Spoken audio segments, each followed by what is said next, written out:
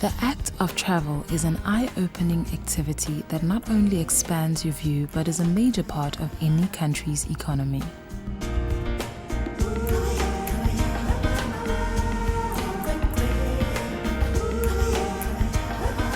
South Africa's spectacular scenery, friendly people and world-class infrastructure make it one of the most desired destinations in the world.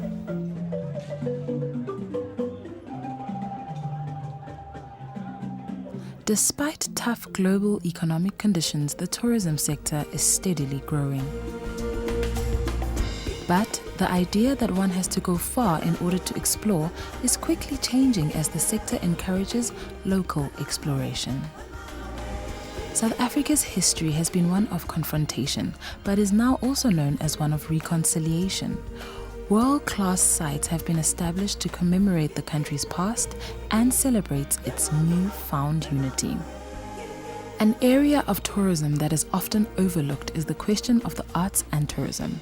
Although many cities have not taken advantage of this element to attract international visitors, the domestic artistic tourism is fast becoming a key drawcard for local exploration. A-grade exhibition centers are creating modern spaces to showcase what makes up the African expression. A good dose of creative capital is playing a major role as entrepreneurs create new and exciting ways to sell their products, thus creating new vibrant local spaces that are changing the face of our communities.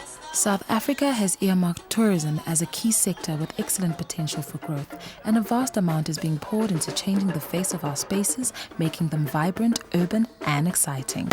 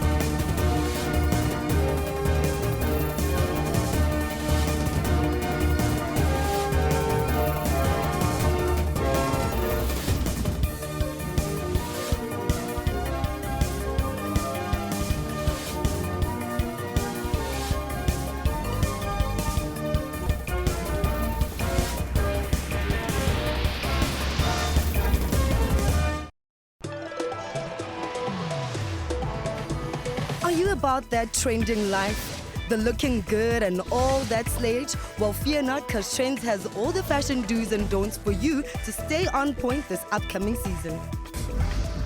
This film will be an immersive spectacle. You got Kong that's 100 feet tall. It tells this incredible story of man versus nature. The iconic stage production by Mbongeni Ngema is back with a bang. Sarafina is a classic South African production. I always choose to align myself with brands that I just love. Because when you love something, it doesn't become work. Luxury is not built overnight, but it's an experience that comes with time. Catch up with all the trends on Trends Saturdays at 12.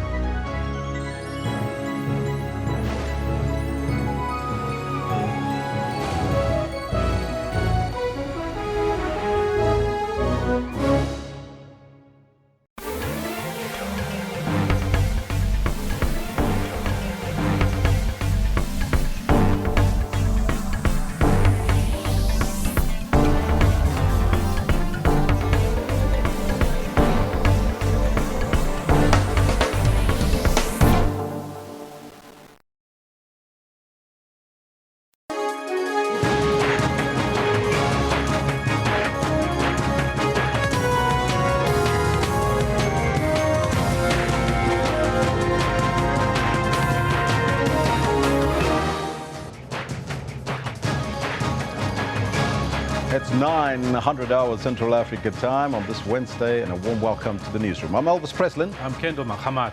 Jumbo Africa. Now today we focus on the South Africa being ranked #1 in the world when it comes to over-indebtedness. That's according to a report by the World Bank. 40% of credit-active consumers in South Africa have impaired records. That's about 10 million people. So that's why we're asking you that question on the poll. 100% would like to find out from you, are you drowning in debt?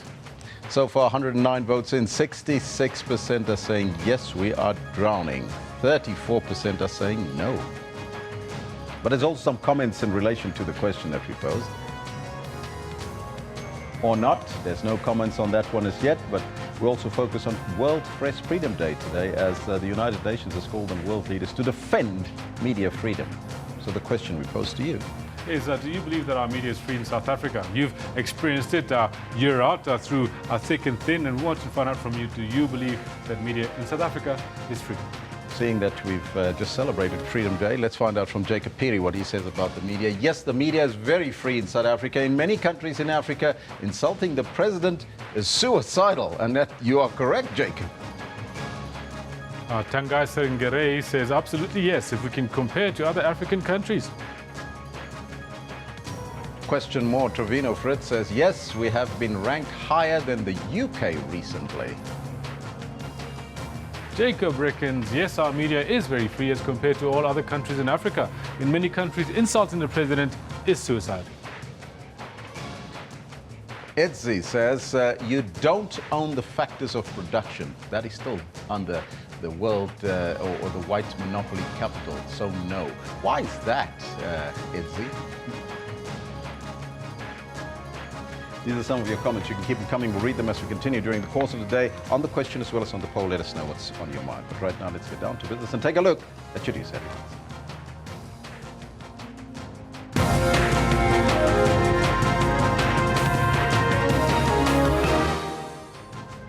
Hundreds of delegates will attend the World Economic Forum on Africa, which begins in Durban today. Tragic accident has claimed the lives of 8 people from Ngobo and the surrounding areas in the Eastern Cape. Meanwhile, DNA results of 18 children killed in last month's Bronco Spruit crash have been concluded, and families will be issued with death certificates today. Those are your headlines, but before we get to the news, let's find out from Kendall Makamate what's happening on the sports front. Elvis, thank you very much. A very big sporting day ahead of us. Quite a lot happening in the UEFA Champions League, as well as 1 or 2 matches we're looking forward to out here in the PSL. Good morning to you. This is what we've got for you in the sports today. Change of pace from Lucas Vazquez. Here he is, Cristiano Ronaldo hat-trick. A Ronaldo hat-trick puts Real Madrid a step closer to another Champions League final and the rare opportunity to defend their European title. It's a clumsy approach, and I don't think it's really tackling the basic issue of drugs in our sport and drugs in sport. I don't think it's going to stop any cheats of the future. Not everyone is in favour of European athletics' proposal that records set before 2005 be scrapped, as is evident from Steve Cramp's dismissal of the controversial idea. And Sheikh Ahmad Al-Fahad, Asia's Olympic chief and head of Association of National Olympic Committees, quits his FIFA Council post amid a bribery scandal. All this and more a little later on in the Sports Bulletin. For now, it is back to Elvis, who's got the news. Thank you, Kendall. Top story this morning. President Jacob Zuma says increasing trade amongst African countries, the creation of jobs and ensuring inclusive growth will be high on the agenda of the World Economic Forum on Africa. The 3-day meeting begins in Durban today. The 2017 WEF on Africa Summit takes place under the theme Achieving Inclusive Growth, Responsive and Responsible Leadership. World leaders, African heads of state, global captains of industry, commerce as well as civil society will be attending the event. Speaking early on Morning Live, the Finance Minister Malusi Gigaba spoke about the focus on international growth. There are risks to the global economy emanating from, yes, those concerns about populism in Europe, the rise of very nationalistic governments that seem to be anti-trade, that seem to be more protectionist. And there is a concern, especially among developing nations and those nations that are pro-international trade, that we are going to enter into a bumpy ride in terms of the world economy with regard to those challenges. 5 people were killed in 2 separate crashes in Limpopo since last night. 4 people lost their lives and 2 others seriously injured in a head-on collision between 2 cars at Northam outside Tabazimbi. At Nkundu village outside Malumulele, a motorcyclist was killed after hitting a cow. In another collision, a month-end shopping trip has ended in tragedy for 8 people from Ngobo and the surrounding areas in the Eastern Cape. They all died when a bakkie that they were travelling in overturned on a sharp bend and collided head-on with a sedan. 6 others are in a critical condition. A gruesome accident just outside Ngobo. The buggy was carrying 12 passengers when it lost control and collided with the oncoming vehicle. Bodies were flung from the buggy and scattered down the side of a cliff. What I saw was a car which was running in a fast speed, and this car, the driver didn't know how to drive on this curve. As it was going fast, it went straight into that car. That's whereby the people came out of the windows and the car rolled over up to down there at the river. Survivors have been taken to the All Saints Hospital.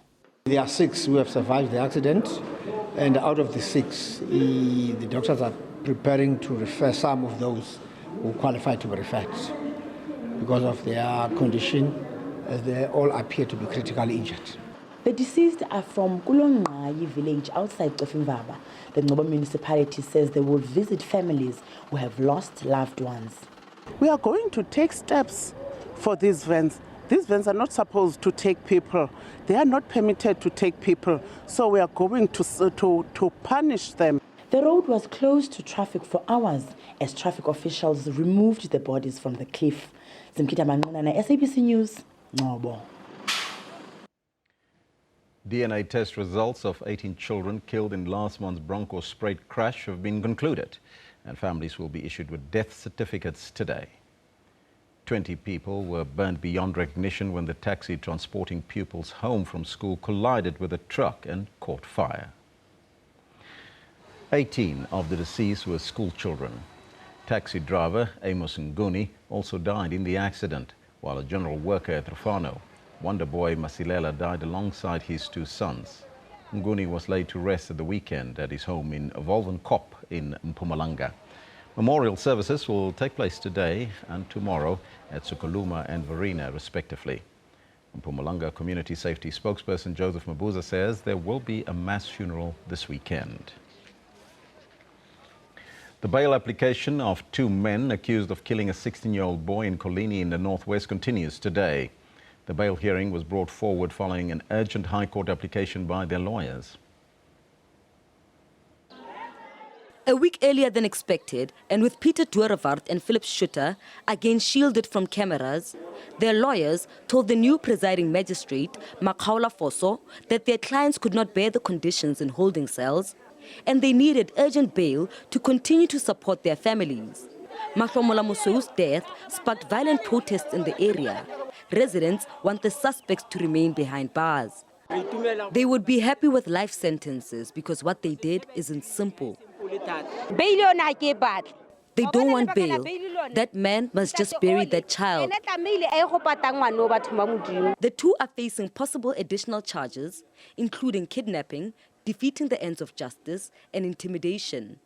The protest emanated from that there was no arrest for the accused, and therefore we believe that if the court can grant accused bail, there will be a public disorder. Supporters of the accused have signed a petition calling for the charges to be dropped. Political parties have appealed to residents to allow the law to take its course. It cannot be right that the community have such an influence in a court case that the magistrate had to resign because he's scared of his life. I cannot think that it's correct. Proceedings will start with the cross-examination of the investigating officer. Sintle English, SABC News, Colini. A Nigerian pastor accused of human trafficking will appear in the Port Elizabeth Magistrates Court today to apply for bail. Timothy Omotoso was arrested by the Hawks at Port Elizabeth Airport 2 weeks ago, where he was charged with luring young girls to his house. Omotoso is alleged to have sexually molested and assaulted more than 25 women. Many of them attend his church, the Jesus Dominion Ministry. They were taken to his house at Umhlanga in KwaZulu-Natal.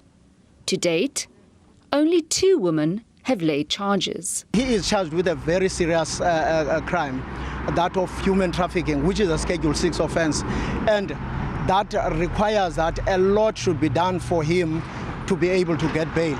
During his last appearance, they marched to the court, calling on God to help the man they call Daddy. These girls are lying. They were never raped. It's painful what's happening, but God will answer for Omotoso. Experts say those who speak out run the risk of victimization. Whistleblower who speaks the truth, who comes out for the truth, is often victimized or often seen as the bad one. And often there's a lot of propaganda and talk going on where that's encouraged, where the whistleblower will be cast as bad. Omotoso's defense team says he is not a flight risk. It's expected that more charges will be laid against the self-proclaimed prophet.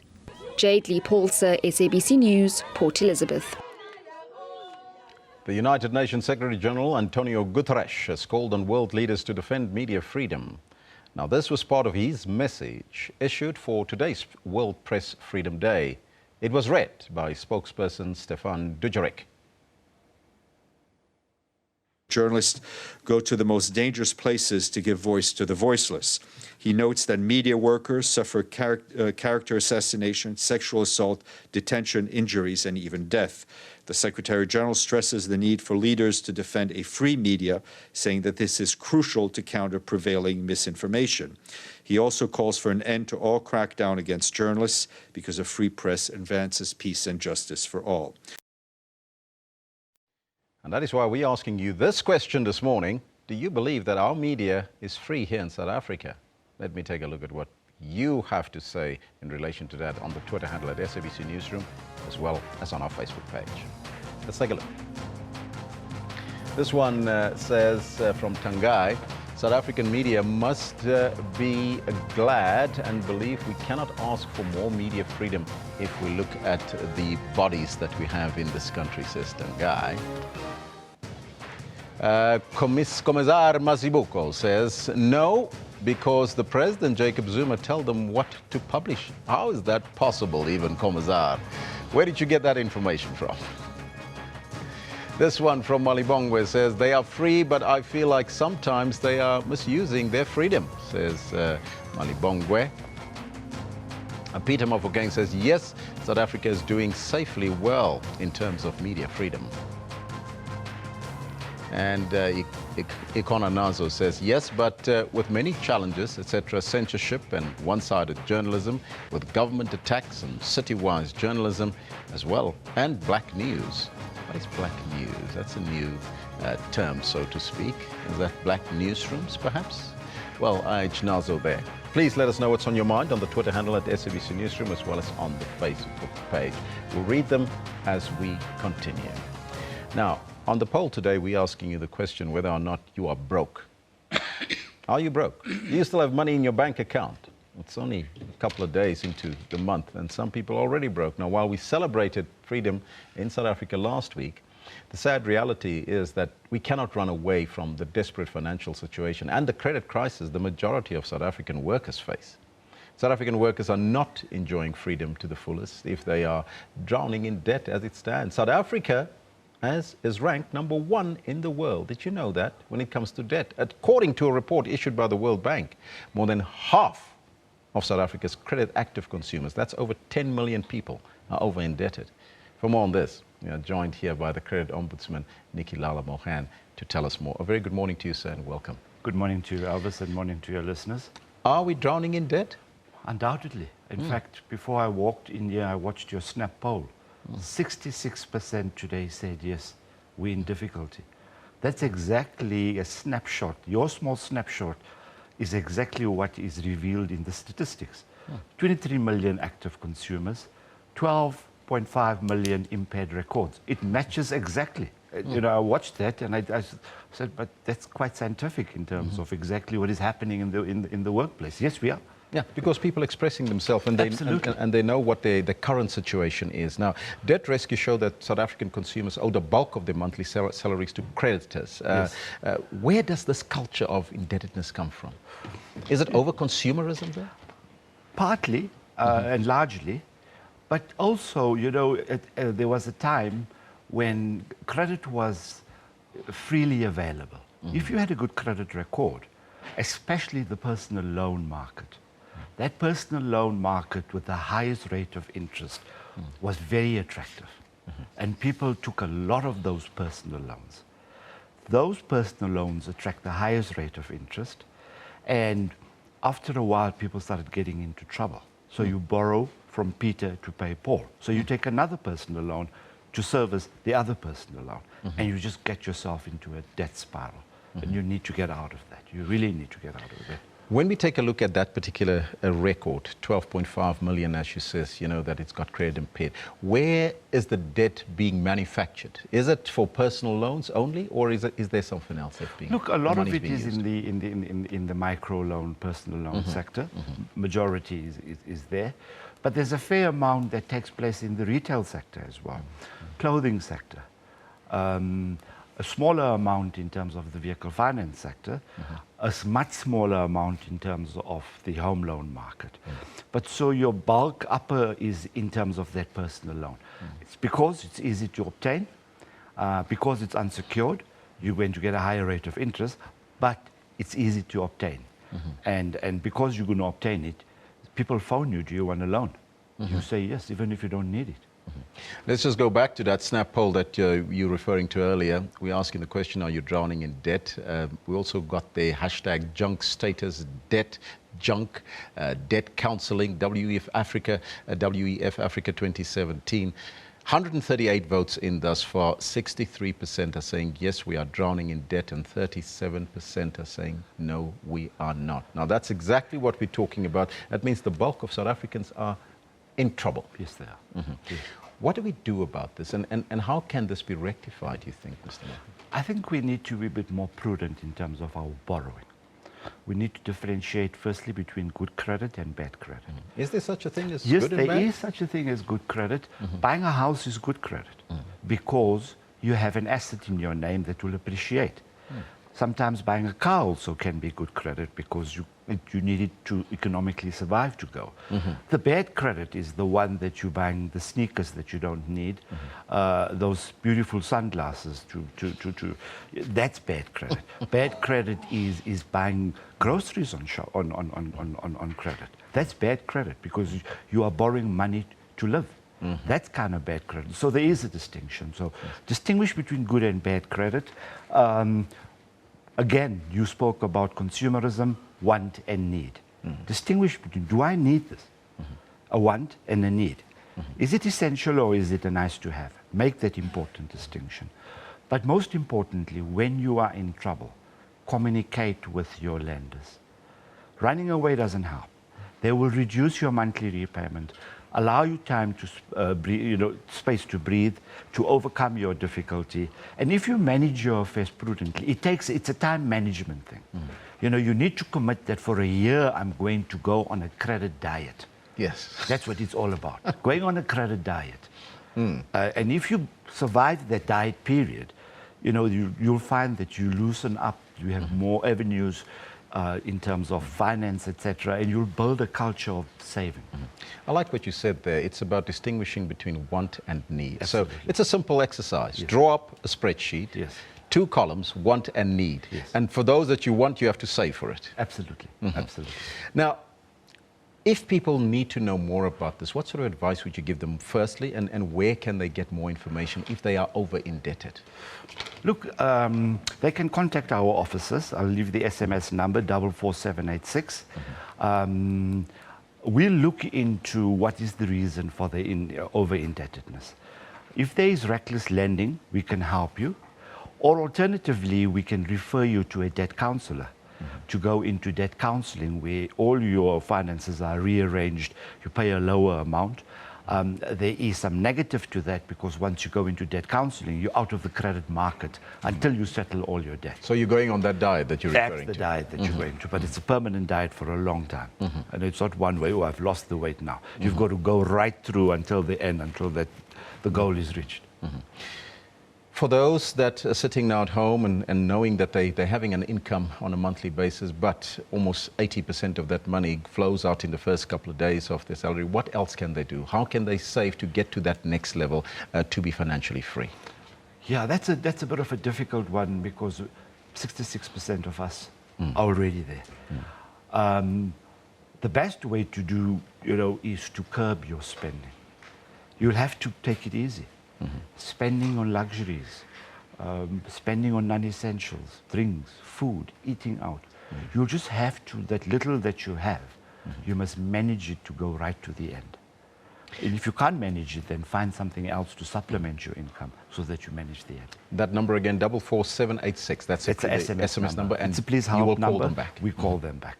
I thank you so much, sir, for your time and joining us here in studio. You're welcome. Well, there you Thank have you it. That's the Credit Ombudsman, Mr. Nikki Lala Mohan, talking to us now. As you know, 31% of the 85 million credit accounts in the country are in arrears. And only 7%, listen to this, only 7% of South Africans are financially independent when they retire. Now, that's a shocking statistics. And that's why we're asking you this question on our poll. Are you drowning in debt? Siafana says no. And I don't think to be in debt, I don't think I want to be in debt, probably. That's what he says there, #debt. Aij Nazo says, yes, I have drowned myself in debt. It makes one's life a living hell. Knowing every day that you are owing is a death sentence. Now, that is so true. You need some counseling around that. And that's what it's all about. That's the question that we pose to you. We want to make sure that as a country and as a people that we don't drown in debt. But now let's take a look at what's happening on the social media circuit, on Twitter. And we start with #WEFAfrica 2017 that kicks off in Durban today and will end this coming Friday. Global business leaders will be gathering to discuss news that plans to shape the continent's future there. We'll probably cross there live in a short while. Then there are many interesting cases in court today. One that the public are following is the Van Breda murder trial. That one you can see him there in court. And moving further afield, people in the US are commemorating 6 years since bin Laden's death under Barack Obama's government. #Bin Laden. You can find some more on the Facebook page there. And in some entertainment news, people are talking about the #Met Gala, mostly due to the fashion. Now, in case you don't know, the Met Gala is the Metropolitan Museum of Art Costume Institute benefit. It's a black tie extravaganza held the first Monday in May to raise money for the self-funded Costume Institute. Now, here's some of the outfits that were displayed. Rihanna and her interesting attire. Kendall Jenner is also there. You remember him wearing it all. One outfit that Vogue loved, and Donatella Versace and Kylie Jenner posing together. Let's take a look at that one. And there you go. Look at those pictures. And no celebrity event goes without a selfie. This one was taken in the ladies' room. Yes. This is is that in the ladies' room? That one there. Yes, that's the one there in the ladies' room. This is what is on Twitter today. You can follow them. What about me? See the little thingy at the bottom there, talking to you. So there you have it. Our picture of the day comes from T-Cat Kathrada, and it's captioned, Cyril Ramaphosa at Shembeth Church, looking for some divine intervention there. There you have it. That's the Deputy President in Shembeth yesterday. Our comment of the day comes from Julie Morse, who says, we went back and look. This night, 6 years ago, NBC News interrupted The Apprentice as well as Donald Trump to announce the Osama bin Laden raid and capture. Now, this in relation to the fact that it's been 6 years since bin Laden's death, celebrating it there in the United States. Let's now take a look at what is happening in court, and all the cases of interest will be heard today. And we start off in Port Elizabeth, where a Nigerian pastor accused of sexual misconduct is expected to appear in the Port Elizabeth Magistrates Court to apply for bail. Timothy Omotoso was arrested by the Hawks at Port Elizabeth Airport 2 weeks ago and has remained in custody after his bail application hearing was postponed 2 weeks to allow more time for further investigation. Those are some of the live visuals coming through there. Now, as you know, he was charged with luring these young girls from his congregation to his house in Umhlanga. Then in the northwest in Kolini, the bail application of the two men accused of pushing the 16-year-old Mahlomola Moshweu off their bakkie and killing him is expected to resume in the local magistrate court. Now, they say he fell off the bakkie while they were taking him to the local police station after catching him stealing sunflowers. We'll also keep you updated on that story. And in Cape Town, the trial of the triple murder accused Henry van Breda is expected to continue in the Cape High Court. The defense is cross-examining the security guard who was on duty on the night of the Van Breda family murders.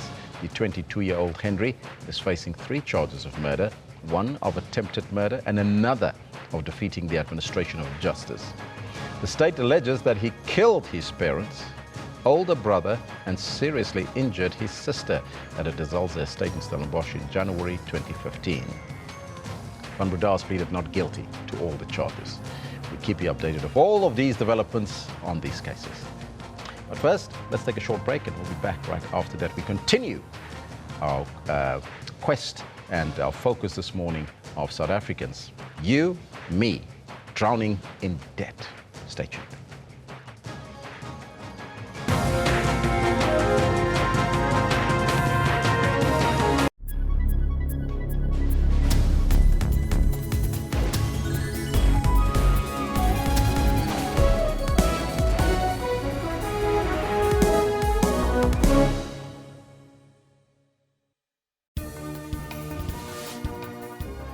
Well, a very good morning and welcome to AM News live at 10:00 hours across all Central Africa regions.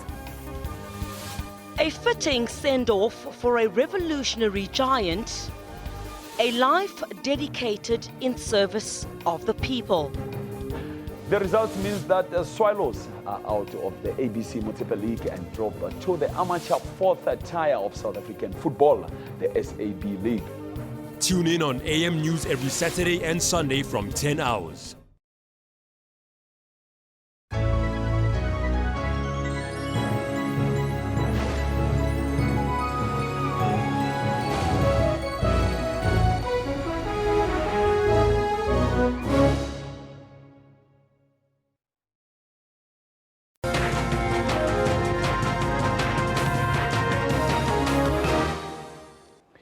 The appetite for debt among South Africans has grown even stronger amid low interest rates for the past 5 years. And right now, we're very close to a recession. Over 19 million credit-active consumers in South Africa. Over half had impaired credit records, 3 months plus in arrears. Now, more than 11 million of South Africans' credit-active consumers were described as over-indebted. For more on this, we're joined by money psychologist Winnie Kunene. Very good morning to you, ma'am, and welcome. Thank you so much. Thanks First for and having foremost, me. just give us the difference between indebtedness and over-indebtedness. Well, if you're indebted, it means you are managing and you're paying month to month, and everything is kind of hunky-dory. You're still a debt slave, though. However, if you are over-indebted, you're almost at the verge of some of your stuff being taken away from you. What are people able not to pay these days and in relation to their debt? Bonds, cars, you name it, clothing accounts, everything. It just depends on individuals' financial situation. And the areas where outstanding debt is most prevalent among South Africans, is that the only places, or is there more? Because a lot of people would have these clothing accounts which is running into thousands of rands, and the question is why? Look, people are struggling, first and foremost, but besides that, people have insatiable appetites to dress up and stuff. Now, the more stuff you have, and if you want to take them on credit, understand that you're going to become a debt slave. So, and I think in this day and age right now, almost close to a recession, a lot of people have got to sacrifice and put on their discipline outfit. You know? Now, if you're a debt slave today, how do you, or what advice would you give to people to get out of that particular slavery? Look, times are going to be even more tougher now. getting out of debt is your only option to ride this coming ship of difficulty. So how to get out of debt? You target your smallest debt first and pay it off, close the account, and tell the retailers, thank you, bye-bye, I don't need you anymore, simply because I don't have money to pay you. And then the following month, you do exactly the same thing. But you have to keep on targeting on the smallest debt first and pay it off as quickly as possible, and then be left with bigger debt where you can be able to have access to free money that you would have used to pay the smaller debt. Now, approximately 23% of South Africans have any money left still in the bank at the end of the month. The other 76%, we believe, plus minus, are flat broke. What are people doing wrong, and why this insatiable appetite to finish your salary before the end of the month? Look, they want stuff and they want it now, simply because the media is showing us that if you don't dress like you, then you're not in. Okay, if I don't drive the same car as you, then I'm not in with it. So people want stuff and they want it now. They don't want to wait, because I think with this freedom, they realize it's not providing the kind of freedom that they expected. But over and above that, the cost of living is getting very, very high. Increases in salaries are not as high as the inflation. If you look at it, an average employer today would probably get 5 or 6% salary increase per annum. And your insurance, your medical aid, and everything else increases by 10%. So before you even enjoy your 6%, it's already taken by everything else. So, and you're left with nothing. And more, the hole is getting bigger and bigger, and people feel the need and the urge to actually implement, or in fact, augment that income with credit. What is the biggest, or the age group being affected by this, mostly? Around 25 to about 45. I've seen 50-year-olds also still in debt at this day and age. Unfortunately, the unemployment is not actually helping, because you find a 50-year-old who's still working, and half the kids are not working. And as a result, this lady has got to support the rest of the family, and it is becoming harder and harder. Winnie, how do we change this behavior, and how can we get people into the area of saving and making sure that there's something for tomorrow? Okay. You know, this is old gospel. And that message will continue to be exactly the same until people get to understand and accept it. Discipline. Tell yourself you've got to put away money for tomorrow, or else if you don't, understand that you will become a debt slave. Discipline and sacrifice, and understanding that, you know, just yesterday I was counseling a lady who told me that every single month she pays herself 500 Rand and she goes and spends it to show that she is the one who's working. So she's rewarding herself because she deserves it. Excuse me, you deserve nothing while you're in debt. Credit records are very important. Extremely. What should people do to maintain a clean credit health? Make sure you pay your debt every single month on time. If you have an agreement to pay on the 30th of the month, don't make excuses. Make sure that that money is in your bank account, and the debit order, when it hits your bank account, the money is actually there. In that way, you will create a very good credit record. Where can people get more information, Winnie? They can get hold of me at www.winniekunene.co.za. I thank you so much for your time and joining us here in studio. Thanks for having me. That was money psychologist Winnie Kunene. Take care of your debt. Yeah. Save for tomorrow.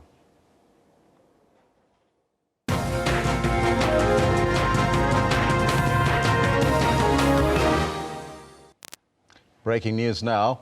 There seems to be some chaos at the Port Elizabeth Magistrates Court, where the Nigerian pastor accused of human trafficking will appear in court today to apply for bail. Timothy Omotoso, you remember him? He was arrested by the Hawks at the Port Elizabeth Airport in a ladies' room 2 weeks ago, where he was charged with luring young girls to his house. Our reporter Eviwe Potty is at the scene. A very good morning to you, Eviwe. Can you tell us what is going on down there? Good morning, Elvis. We are outside at the Magistrate Court in Port Elizabeth.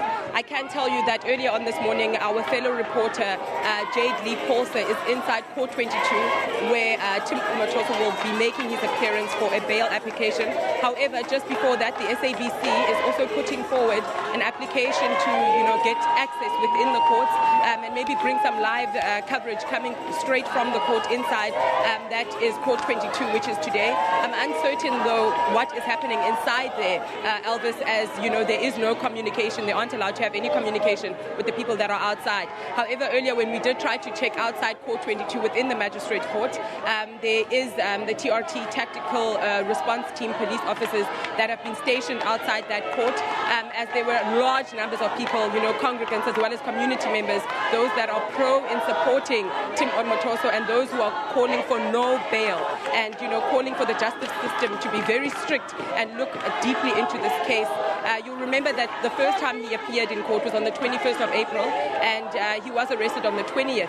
I'm just going to step outside of the shot now, Elvis, to give you a better view in terms of what's happening. There is a big group of the congregants of the church that is behind us here, who are calling for that the bail must actually happen. And as well as on the other end, if you can see, we also earlier spoke to the provincial leader of the Women's League within the Eastern Cape, whom was saying, they are calling for no bail. They are calling that, the justice system needs to be very strict. They need to be very strict with the court proceedings that will be happening to ensure, that the investigation is done thoroughly and that those that need justice and are seeking justice are not disappointed by the justice system.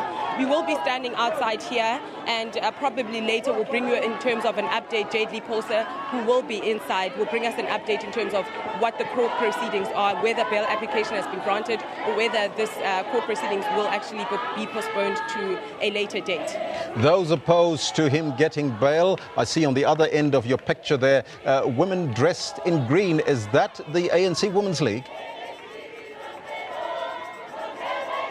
Yes, definitely, Elvis. That is the Women's League within the Eastern Cape, whom are saying, no bail. We have seen a culture of rape emanating in South Africa. We've seen rape culture becoming more prominent.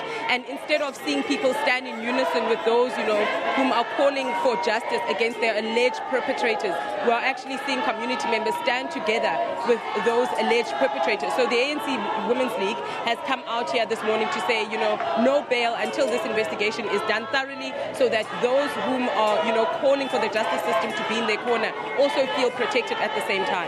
What time is court proceedings supposed to be underway? Court proceedings are supposed to be underway from 9 o'clock. Unfortunately, we aren't able to say whether they've started or not because we aren't allowed to have communication with the journalists that are inside the court, which would be your Jade Lee Paulsen as well as Mceli Singlina. And so we are outside here. I'm outside with camera lady Nomhle Ngubane. So there's two teams working together, and hopefully later we'll be able to give you an update in terms of what is happening with the court proceedings. Everywhere, I'll keep you to that promise a little bit later. Thank you so much for that report. That's our reporter on the scene there, Viwe Potty, coming to us live from the court case of the controversial pastor Omotoso applying for bail today. We'll take a short break. We'll be right back after that. And after that, we continue our discussion whether or not you are flat broke as we speak or not.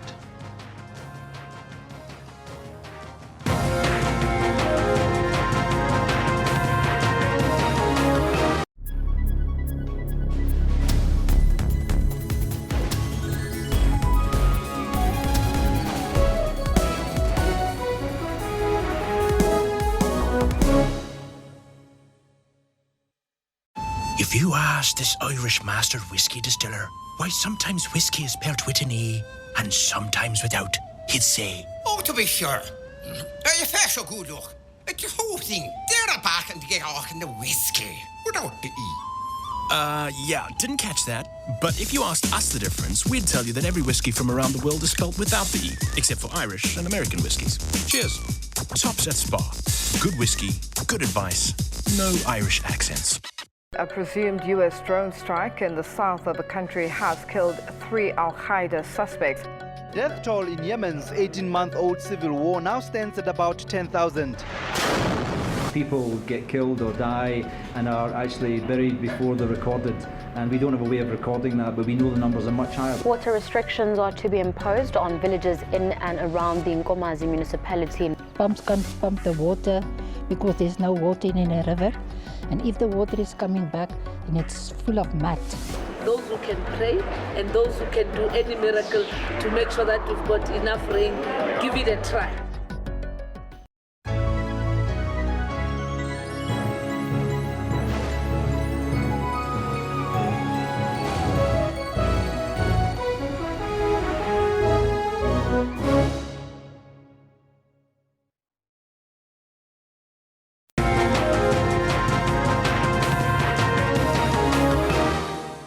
Now, internationally, the traditional approach to liquidation has changed with a focus on saving companies rather than destroying them. Now, government is of the opinion that the liquidation industry should give way to the national interests of job preservation and business rescue. Now, policy uncertainty, demotion of the country to junk status by 2 ratings agencies, waiting for a third, likely increases in interest rates, inflation in excess of 3 to 6% target, unemployment at record highs, and political instability are but some of the circumstances that may lead to many small and medium-sized businesses becoming financially distressed and, if appropriate assistance is not acquired, eventually being liquidated, resulting in job losses and the destruction of capital. Now, here is where business rescue becomes crucial in order to minimize those job losses and to ensure the continued existence of relevant businesses in the local economy. To answer some of these pressing questions and to give clarity to the very important issue is the registered senior licensed business practitioner, Mr. Stefan Steyn. A very good morning to you, sir, and welcome. Thank you, Elvis. Thank you for the privilege. For those who haven't heard the term yet, what is business rescue and how do you go about achieving it?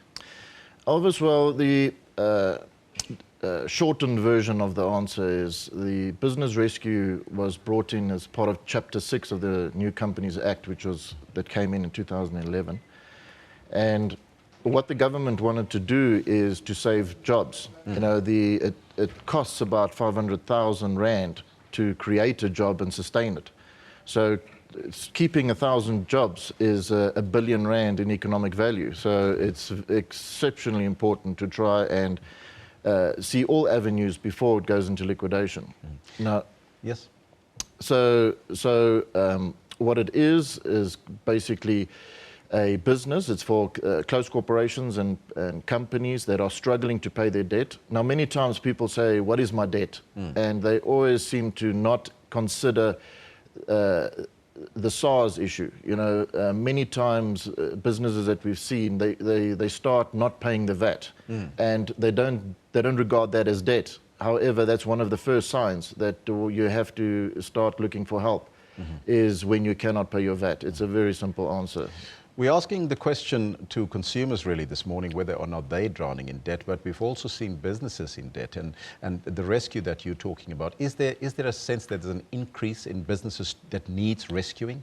Yes, very, very much so. I think the economics and the whole economic outlay and outlook is making it more and more difficult for entrepreneurs to retain sustainable clients. Which is important. Now, what is the test then for a business to be rescued, and how does the Act then defines the words financially distressed?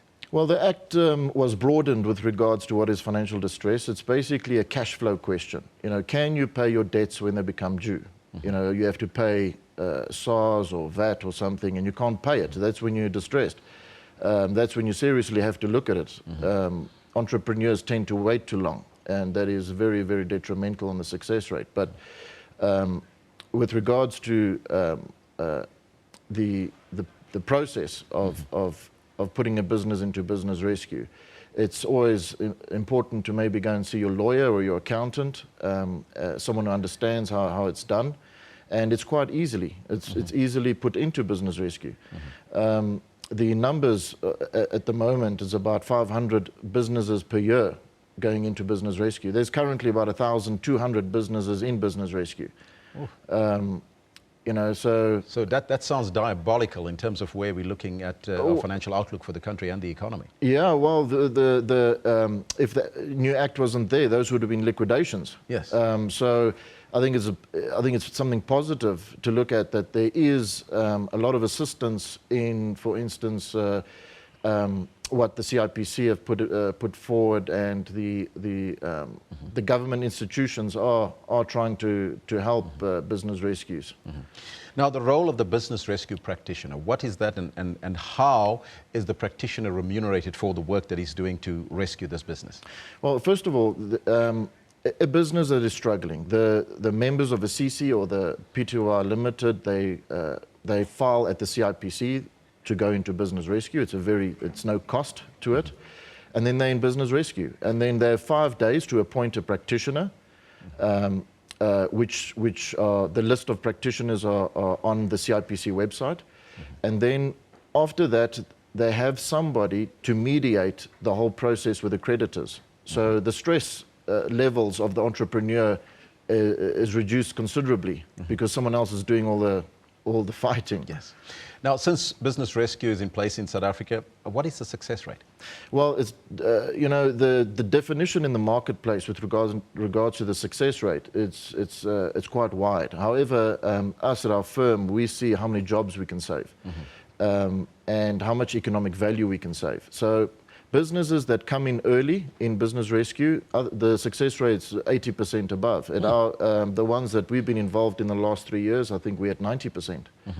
How do you sustain and make sure that the business is sustainable in the long run? Well, it's a lot of counseling and coaching, and also looking at the business model. Normally your practitioner is someone with business experience who would help and implement procedures and help you counsel your way out of debt. So there's a big human factor in that. Does it affect employees, shareholders? Very much. It affects everybody. Everyone that has to do with the business. Employees definitely, because the whole thing is about saving jobs. So practitioners should always keep that in mind to try and save them. The Labour Relations Act is very much protected in business rescue. So employees are People protected. that don't know much about business rescue, where can they get more information? Do you have any seminars, or is it only contact details that they need to call? Yeah, there are from time to time industry seminars, but on CIPC there's quite a lot of information, and also a website, businessrescuepartners.co.za, that is also useful information on that. And I think one must definitely do the test whether you should go in or not. What is that test? The test is, can I pay my debts at the end of this month, especially your employees? Mr. Steyn, thank you so much for your time and joining us, sir. Thank you. Now, that's the question, of course. Are you drowning in debt, whether you're business or a consumer? That's the question that we posed to you on our poll. And remember, that numbers is terrible. That was a registered senior business licensed business practitioner, Stefan Steyn, chatting to us. So there's the poll. Let's find out what you have got to say. 151 votes in. 65% on the continent of Africa are saying, yes, we are drowning in debt. Junk status. 35% are saying, no, we are not. So there's a very a good cohort of 35% of South Africans and Africans on the continent that is not drowning in debt. Katlego says, yes, we are drowning in debt, especially blacks. We spend what we don't have. We buy what we don't need. We're taking our kids to expensive private schools. That is what we spend our money on. Billion says, at Million Malawutsi, no, I don't think I will even for one day, never, never, I will be drowning in debt. That's me, only me, that's one person. Those are some of your comments. You can keep them coming. I would like to find out about your personal situation and even whether or not you're a business. Have you done the test? Have you checked if you can pay your debts? And if you can't, you should be up for debt rescuing or even business rescue if you're a small business. But right now, Philip Hawkins is standing by with your weather forecast to find out whether it's hot or not.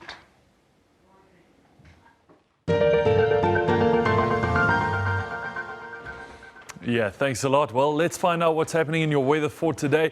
We start off by taking a look at what's going on in South Africa's southeastern areas. Here we're expecting some showers and thunder showers forecast for today. Those progress on into tomorrow as well. We can see those along the southeastern regions there and continuing along the eastern coastlines too. Now, we do see a lot of clearing patches around just north of South Africa. We're seeing just a little bit of cloud cover left in places such as Uppington there, places such as Pretoria and surrounding areas. It's going to be a mostly clear day in these areas. Now, we do expect a little bit of rainfall around PE, Kumani and moving on. We do in fact expect up to a 60% chance of showers around that area. Cape Town, though, as usual, warm and sunny. It's going to be a beautiful day there indeed. Let's take a look at what's happening here, though, in terms of our weather a little bit further north. Taking a look at Walvis Bay, a 34-degree maximum. We're seeing mostly clear conditions here. Might just see some higher level cloud cover around most of southern Africa, but for the most part, it's going to be a very, very pleasant day indeed. Harare, 22 degrees Celsius. Nampula, 31. Moving on into the island regions, well, we see a little bit of rainfall again. Moroni peaks at 28 degrees and Victoria 31. Antananarivo peaking at 28 degrees as well. We might just see a bit of drizzle there, but other than that, not expecting too much rainfall whatsoever. Central African regions do expect rainfall. Now, as we take a look towards Dar es Salaam, Mombasa, Kigali, we start to see temperatures ranging between, well, the lower 20s to the higher 20s there. But really, it's only much further north that we start to see temperatures getting into the higher 30s, around Juba, 35 degrees. Further south, though, around Lusaka, only a 22-degree maximum is forecast, and of course that comes back to the sunny skies forecast for the area, and of course that does indeed help. Now, as we take a look towards our rainfall for today, towards Somalia and surrounding areas, we do see quite a bit of rainfall in those areas, as well as in the interior of Ethiopia. Now, we also see rainfall around Nigeria, moving on around Ghana as well. These areas are mostly just expecting isolated showers, and a lot of these areas also expecting showers concentrated mainly in less urban areas as well. Very similar conditions forecast around Algeria, Tunisia and surrounding areas. Most of this rainfall is going to be forecast in the less inhabited areas here, so shouldn't affect your day too badly at all into today and into tomorrow. Taking a look at your temperatures, though, we do see them rising high. Agadez peaking at 43 degrees. Khartoum 44, Mecca the same 44-degree high, and Riyadh at 40. We're going to be in Jerusalem today, not quite as warm there, 23 degrees and a little bit of cloud cover forecast for the area. No rainfall at all. It's going to be a dry one. Tunis the same, no rainfall, 26 degrees. As we see there, it does say sunny skies, but we might just see some mid to high level cloud cover coming in. As we saw a little bit earlier, we do expect some rainfall in the area, but for the most part, that rainfall is going to take place not around these major cities, but rather in the less populated areas. Now, this is where we're going to leave your weather for now, but don't hesitate to contact us. weather@sabc.co.za is our email address. Otherwise, give us a call on 011-714-5077. Calling from outside the country, of course, that 0 will change to a 27. That's where we're going to leave your weather for now. Have yourself a great day.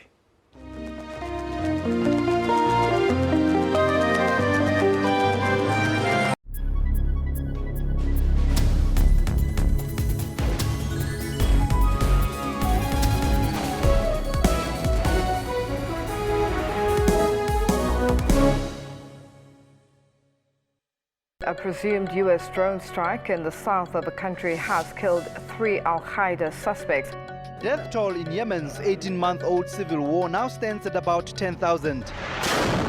People get killed or die and are actually buried before they're recorded, and we don't have a way of recording that, but we know the numbers are much higher. Water restrictions are to be imposed on villages in and around the Nkomazi municipality. Pumps can't pump the water because there's no water in a river, and if the water is coming back, then it's full of mud. Those who can pray and those who can do any miracle to make sure that we've got enough rain, give it a try.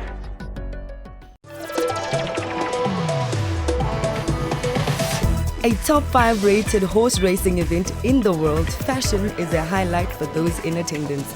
All decked out in blue and white, the Lomorians Queen Plate is the premier event that kicked off everyone's social calendar. Now was all part of my master plan to cast John Legend, but deprive him of his normal instrument and give that one to Ryan. The House of Truth is not just a name. It is a religion. It is a lifestyle. It is a conviction that drives us. What really excites me is how people have kept it very simple and also played with the theme, and how each person has interpreted it in their own way. To stay updated with all the current entertainment news, tune into Trends every Saturday from 12 to 1.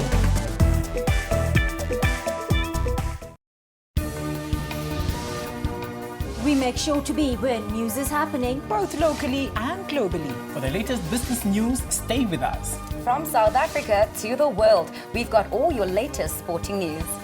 Don't miss our weather updates every hour. Stay tuned to News Today, Monday to Friday, from 3 to 5:30 p.m. here on SABC News.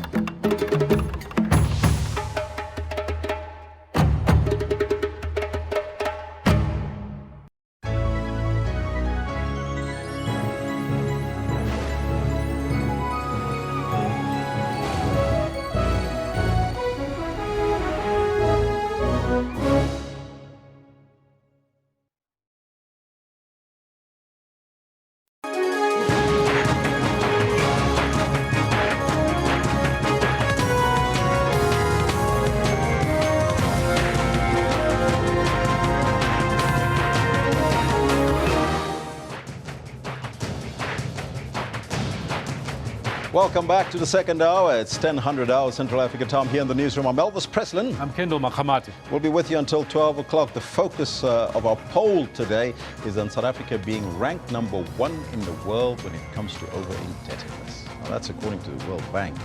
So, we're asking you the question, of course, on our poll today, Kendall. 100%. Are you drowning in debt? Is our question to you. We want to find out from you, and we've got 158 votes in, Elvis. 158 votes in, 63% saying yes. Now, the number at the bottom, the no's, are growing. There is 37% that saying, no, we're not indebted, hey? Maybe it's after the definitions that were given by your guest a little earlier. They think, oh, maybe I'm not over in debt, I'm just indebted. Yeah, because there is a test that you need to go through. And the first thing is if you can't pay your debt, hey?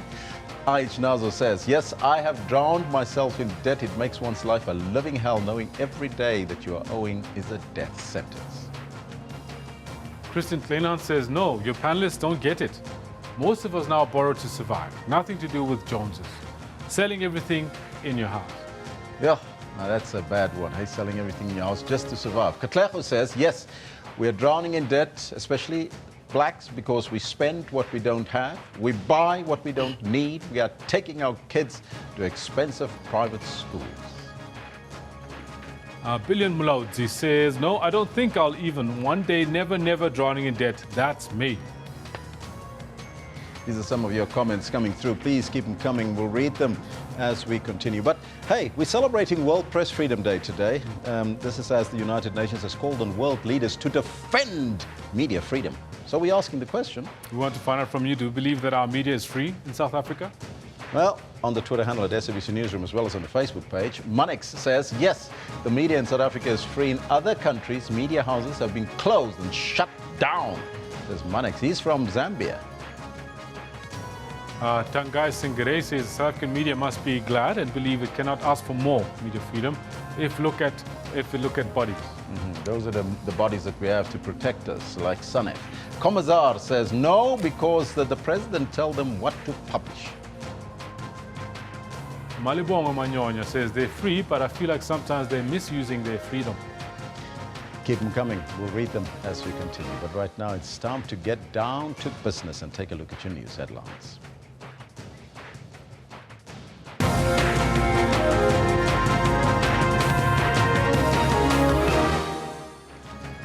Hundreds of delegates will attend the World Economic Forum on Africa, which begins in Durban today.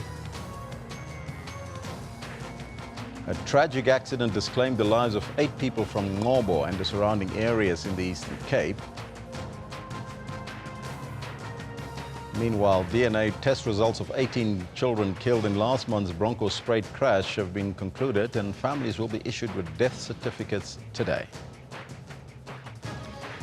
Now, those are all your headlines. Kendall is standing by with your sports news as well as your news for this hour. It's over to you.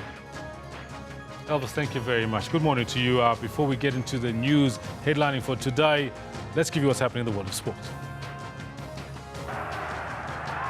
Change of pace from Lucas Vazquez. Here he is, Cristiano Ronaldo hat-trick. A Ronaldo hat-trick puts Real Madrid a step closer to another Champions League final and the rare opportunity to defend the European title. It's a clumsy approach, and I don't think it's really tackling the basic issue of drugs in our sport and drugs in sport. I don't think it's going to stop any cheats of the future. Not everyone is in favour of European athletics' proposal that records set before 2005 be scrapped, as is evident from Steve Cram's dismissal of the controversial idea. And Sheikh Ahmad Al-Fahad, Asia's Olympic chief and head of the Association of National Olympic Committees, quits his FIFA Council post amid a bribery scandal. Now, all this and more I'll be bringing to you a little later, about 10:40. For now, it's time for the main news. Now, members of the Jesus Dominion International Ministry are signing and chanting songs outside the Port Elizabeth Magistrates Court in the Eastern Cape in support of Pastor Timothy Omotosho. The Nigerian pastor has been charged for human trafficking after he allegedly took young girls to his house in Mhlanga, KwaZulu-Natal. 2 cases have been opened against him in Port Elizabeth. Omotosho was arrested by the Hawks 2 weeks ago and is expected to apply for bail this morning. The state has vowed to oppose the bail application. We are outside at the Magistrate Court in Port Elizabeth. I can tell you that earlier on this morning, our fellow reporter, Jade Lee Paulser, is inside Court 22, where Tim Omotosho will be making his appearance for a bail application. However, just before that, the SABC is also putting forward an application to, get access within the courts and maybe bring some live coverage coming straight from the court inside. That is Court 22, which is today. I'm uncertain, though, what is happening inside there. Elvis, as you know, there is no communication. They aren't allowed to have any communication with the people that are outside. However, earlier when we did try to check outside Court 22 within the Magistrate Court, there is the TRT Tactical Response Team police officers that have been stationed outside that court, as there were large numbers of people, congregants as well as community members, those that are pro in supporting Tim Omotosho and those who are calling for no bail and, calling for the justice system to be very strict and look deeply into this case. You'll remember that the first time he appeared in court was on the 21st of April, and he was arrested on the 20th.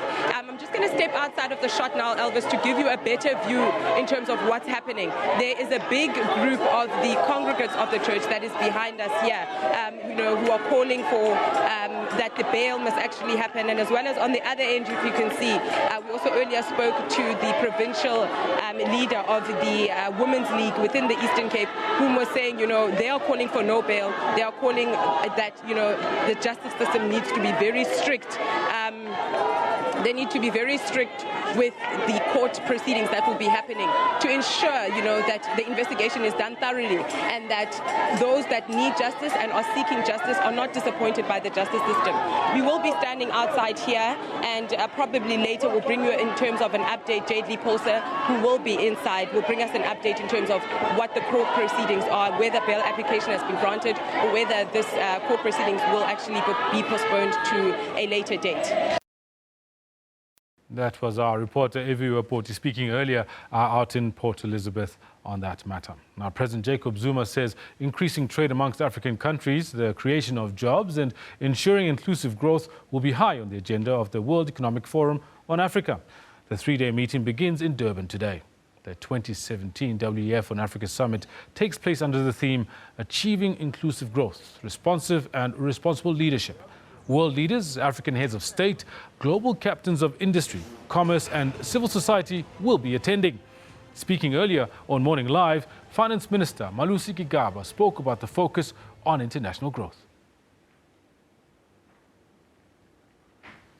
Now, for the continent to develop, peace and stability is key. This is according to the Finance Minister Malusi Gigaba, who is said to participate in several discussions and meet with business and other government leaders at the World Economic Forum. He spoke to our foreign editor, Sophie Mukwena.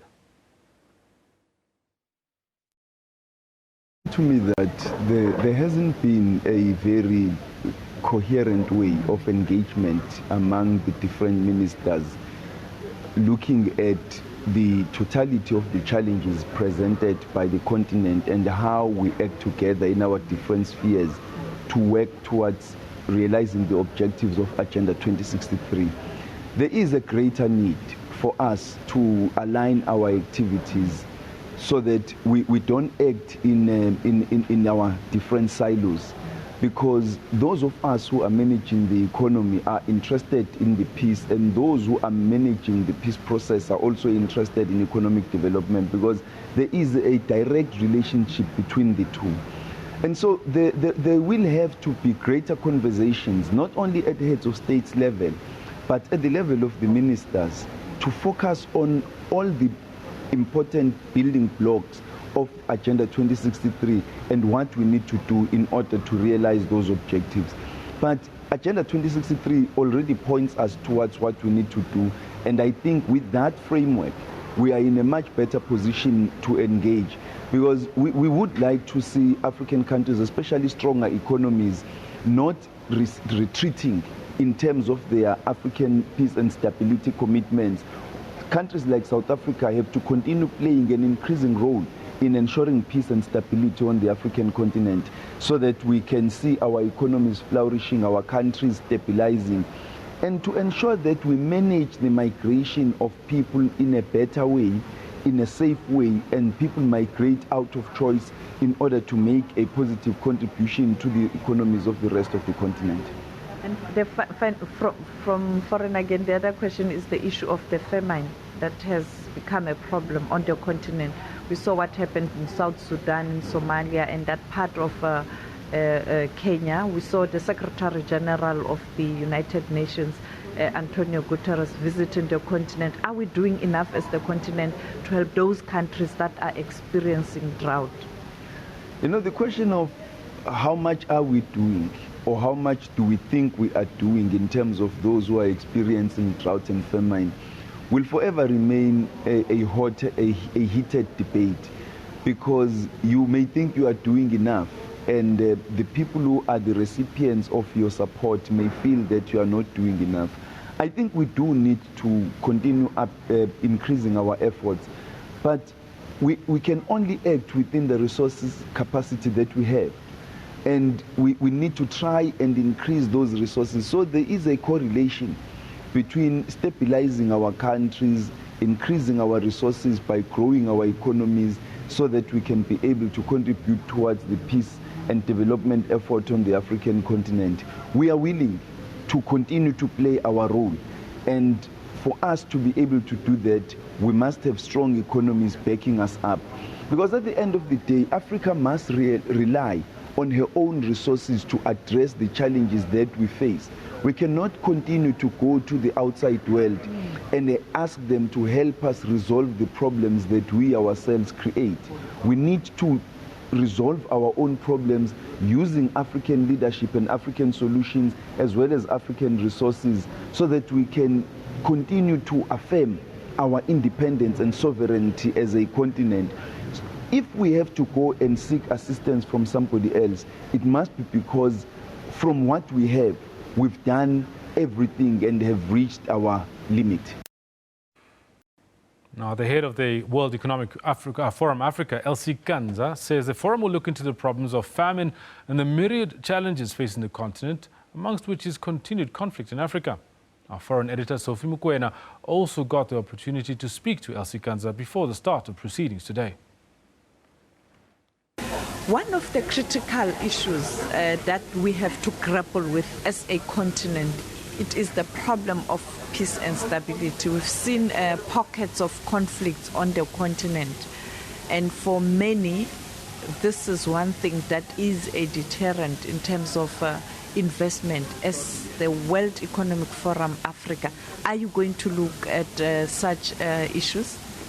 Well, as a platform, we're an institution for public-private cooperation, and one of the areas where our stakeholders have come together is the issues of humanitarian in disasters, wars and conflicts, and really thinking about how to help communities that are affected and how to help to restore or to help fragile economies to recover. And if we look at, so for example, one of our partners did an assessment of the basis for terrorism in Eastern Africa, and they discovered that for many of the youth who are actually getting involved, they were coming from marginalized groups and societies.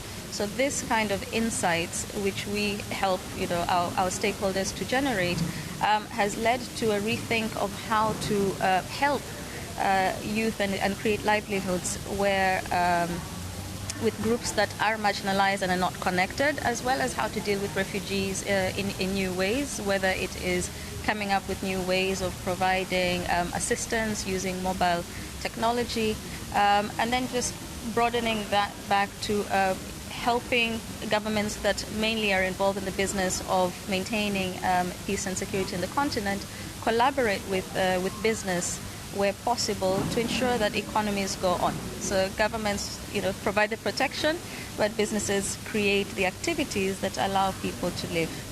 The issue of drought, it has affected the continent. The example, Somalia, part of Kenya and South Sudan. Are you also going to look at these natural disasters?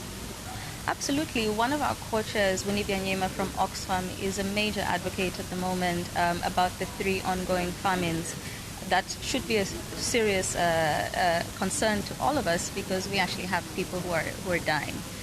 Fundamentally, though, it's one example of the negative impact of climate change that for which the contribution has been global, but Africa is the one that is being most adversely affected. So throughout the meeting, you're going to see different aspects. One, just raising awareness about what is happening and the disaster unfolding. 2, we're going to be talking about the food paradox, meaning that we have so much land, we have water in abundance, and we can't feed ourselves, right? We have to change this equation. Second is we're a rich continent with poor people, many of them still directly linked to agriculture, to the land. We need to figure out how to add value, how to introduce innovation, and really make technology a poor person's enabler. It's not for the rich. In the African context, technology needs to work for poor people, for them to be able to build their resilience against climate change. Thank you for your time. We also had our reporter Devin Murigan speaking to Siyabonga Gama, the Transnet CEO, on the World Economic Forum. Day 1 of the World Economic Forum, and we are here at Durban Port early in the morning. Of course, this is the busiest port in sub-Saharan Africa, and to find out why we're here, it's an excursion of Transnet to take a look at some of the port facilities and how that is significant in terms of what's going on across the road at the World Economic Forum venue. Well, joining me, Transnet CEO Siyabonga Gama. Mr. Gama, thanks very much indeed for talking to us. Let's start exactly there. What do you hope to achieve in terms of showcasing with this excursion? Yeah, what we have here is a number of African ministers as well as ambassadors from across the continent. We want to showcase Transnet's capabilities, especially the port system, but also we will be showing them the Maritime School of Excellence. We'll also go on to visit our facilities where we are manufacturing and assembling both diesel as well as electric locomotives here in Durban at our Transnet engineering facilities. Yeah. And that's such an important component when it comes to demonstrating how logistics is important for facilitating and upstarting growth nationally and on the continent, isn't it? So it's important in that regard to actually get that flowing.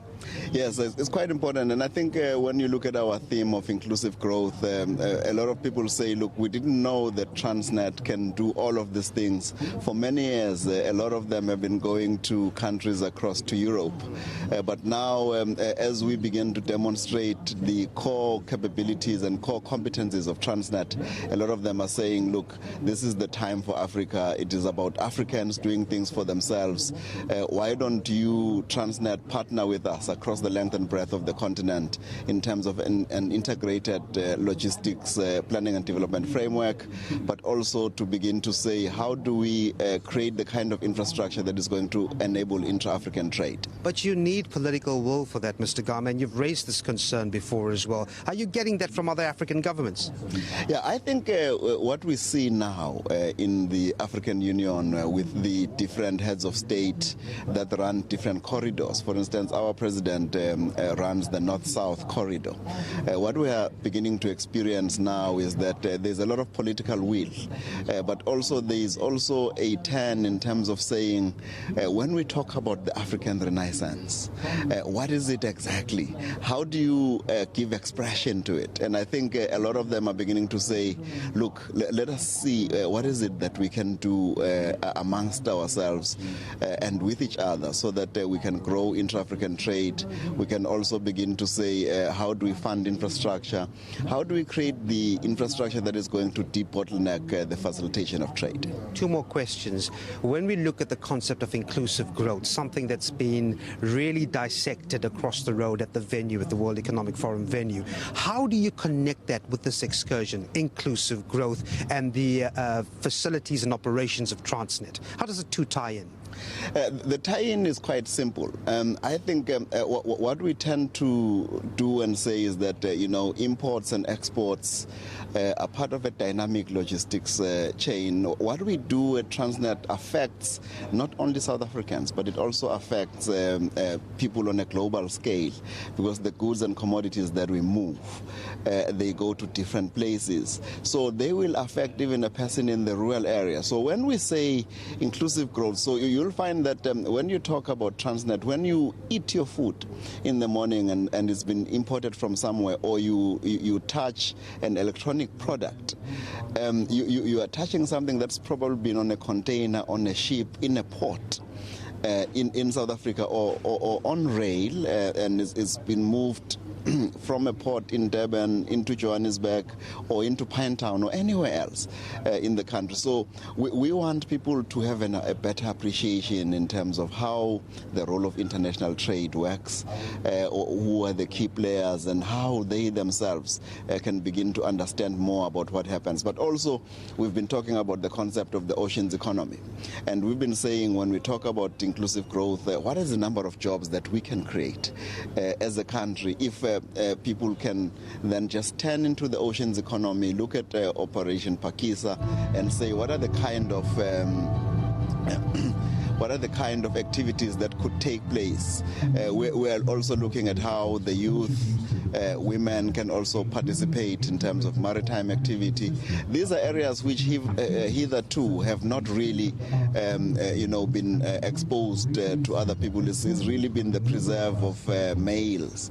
So we are saying, in terms of inclusive growth, here is a resource. You can take and look at the ocean as the mines of the coast. Mr. Gama, we're going to leave it there. Thanks very much. Hope this excursion goes very, very well. If I can just close up with one question. What do you want investors to know or see about Transnet today as you take them through your operations? The key thing really is to see that we've already been there. We've done quite a lot of work in terms of the infrastructure space, and that we could also assist them in terms of upskilling their own facilities, whether it be upgrades or new facilities.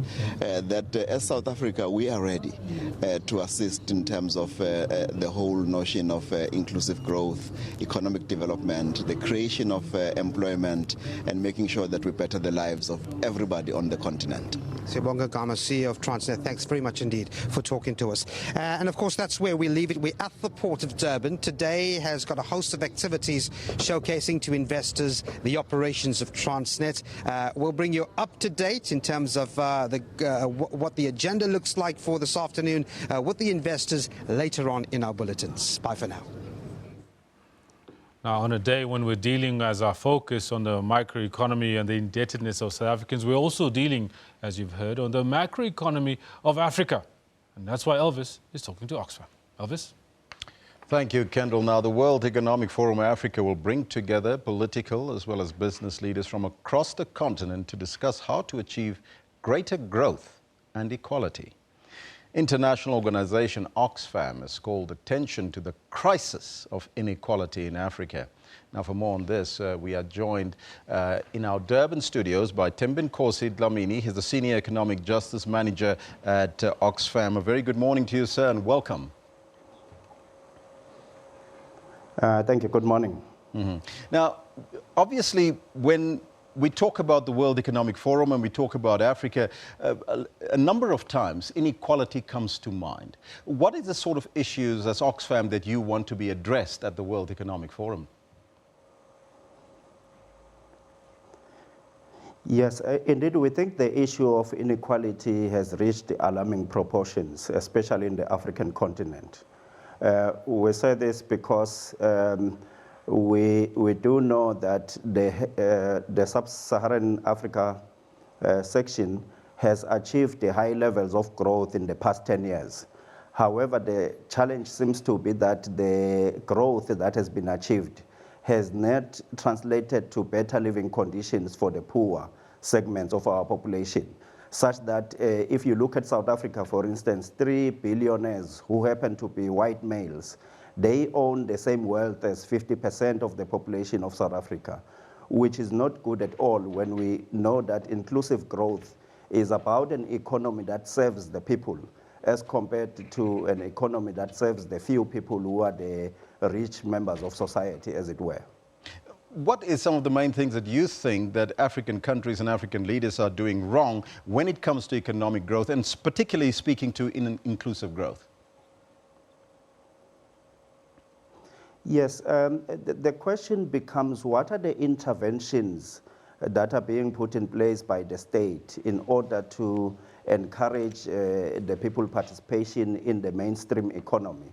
At the current moment, we think that only a few benefit in the economy because of the wrong labor policies that are in place. For instance, we have seen a lot of casualization of jobs and jobs being subcontracted to smaller entities where most workers' real wages has tended to go down. We still know that in Africa, $35 billion of food is imported instead of the food being produced in Africa, where we host over 65% of the world's arable land, as it were, and significant water courses. What we are getting wrong is we're not making sufficient investments in agriculture, especially smallholder agriculture. Simple things such as extension workers who advise ordinary people about the appropriate technologies to use in agriculture, about the appropriate methods to use, and also some form of input subsidy. As you know, precarious people don't have the means that they can put back into agricultural production. So we also need these people to have access to markets and also fair prices in those markets so that they can make a living out of their land. Now, what are some of the opportunities that you've identified for a business and opportunities for the poor in Africa to create that equilibrium that we're seeking? So what is happening currently, there is so many government programs that are there. Siyabonga Gama was speaking about Operation Pakisa and saying these are the mines of the shore. We think that is a very important intervention, but what the government is not coming forward is to say, over the years of life of that initiative, how many shores have been opened for people to start engaging in the oceans economy. We need to do more of manufacturing, as it were, because we know that manufacturing absorbs more of the jobs in terms of job creation. But we see limited interventions going towards those subsectors, as well as the case of artisanal miners, where we do know that our model has always been about multinational corporations coming into South Africa, they mine the land and export the raw produce to foreign countries. What we are saying, we need to open that space for small-scale miners, artisanal miners, who will plow back their income into the local economies instead of exporting most of the proceeds to overseas countries. Now, you've mentioned it earlier that Africa was one of the fastest growing economies in the world at one stage, but we've seen some stumbles in the economies of various African countries lately. So how can African political as well as business leaders use economic as well as taxation policies to increase social spending and to create equality? Yes, of course. Taxation is one of the principal instruments that can be used, as it were, to raise enough revenues to run governments and also to redistribute the wealth to the poorer segments of the populations. At the current moment, we see a lot of tax dodging by these particularly multinational corporations where they engage in activities called aggressive transfer pricing, where they do conduct activity on the African continent. But through the use of a web of enterprises, they ensure that the profits that come from mining, for instance, are enjoyed elsewhere in the world where there are lower levels of taxation. So we are calling on governments sitting at the World Economic Forum to think and take decisive action against tax havens. They need to put processes in place to strengthen the tax systems and the tax administration in countries in Africa to curtail these so-called illicit financial flows, which are impacting much of the continent. Sir, I thank you so much for your time and joining us in our Durban studios, and good luck with the WEF conference there. Okay, thank you, sir. That was Thembinkosi Dlamini. He's the Senior Economic Justice Manager at Oxfam. What do you make of that? Well, it's back now to Kendall to continue with the news. Thank you very much, Elvis. Now, the ANC in Johannesburg says it does not expect anything significant to come out of Mayor Herman Mashaba's State of the City address. The mayor is delivering his inaugural speech at the Council of Chambers in Braamfontein. This is his very first one since taking over as the mayor of Johannesburg last year. Let's go there live. For the electorate's wishes. From our own interaction with employees and officials, it has become clear to me that vast majority understand and embrace our residents' demand for change.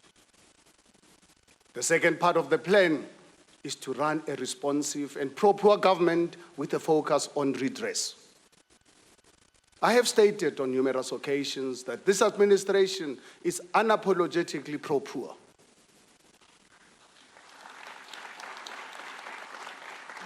Too many of our residents remain without the dignity of work and incapable of supporting themselves and their families.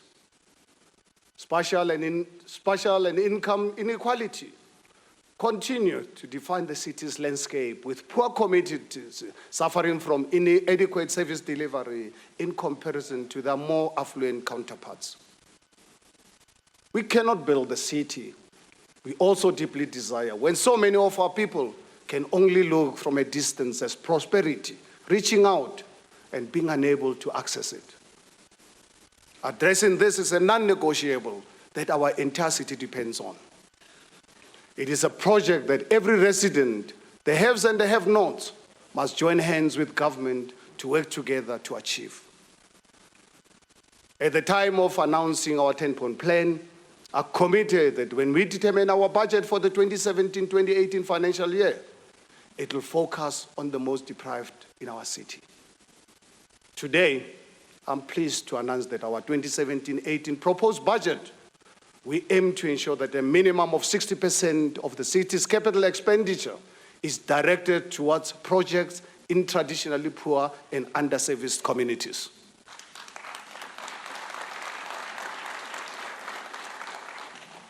Allow me to spend some time looking at the steps we have already taken in line with our pro-poor agenda. Our adjustment budget, which was passed in February, afforded us the first opportunity to ensure that we redirect funding towards poor communities.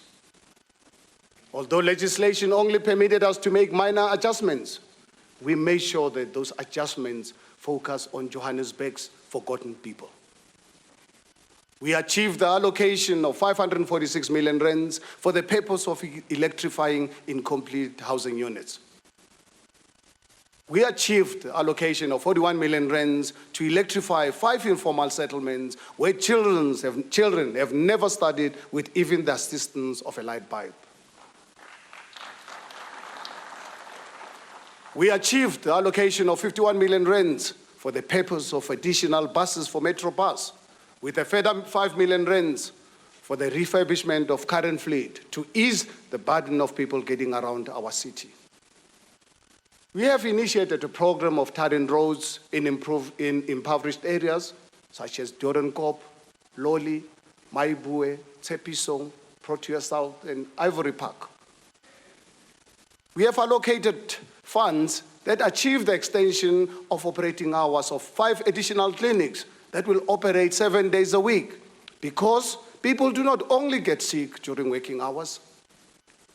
We have increased funding to the Johannesburg Social Housing Company, amounting to 219 million rands.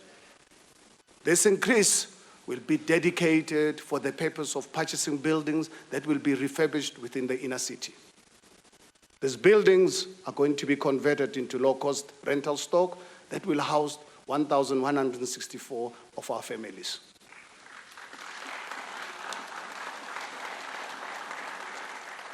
We achieved an allocation of 49 million rands to pick it up for additional cleaning shifts in a bid to clean up our city, with a focus on the inner city and informal settlements. This has also led to the employment of additional 640 of our residents. We achieved an allocation of 5 million rands for the completion of the shared industrial production facility in Alexander. This will serve as a full-service shared production facility for Alexander-based SMMEs operating in the informal manufacturing sector. We achieved the allocation of 2 million rands for the construction of homeless shelters in our city. Homelessness robs many of our residents of their dignity, and with this commitment, we can finally begin addressing this challenge head-on. With these adjustments, a very real sense of promise of change is beginning to emerge. Much more significant change will be derived from the tabling of our first budget for the 2017-18 financial year, which will be happening later this month.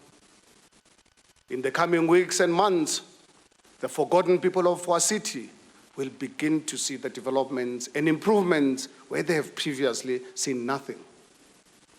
They will start to see projects accelerating and progress taking shape. I have a vision for the city of Johannesburg to be under construction, so that wherever you go, you are never out of sight or earshot of projects coming to benefit our communities. However, I would like to touch on a new project I recently launched to electrify 1,000 households in Meriting and Finetown informal settlements.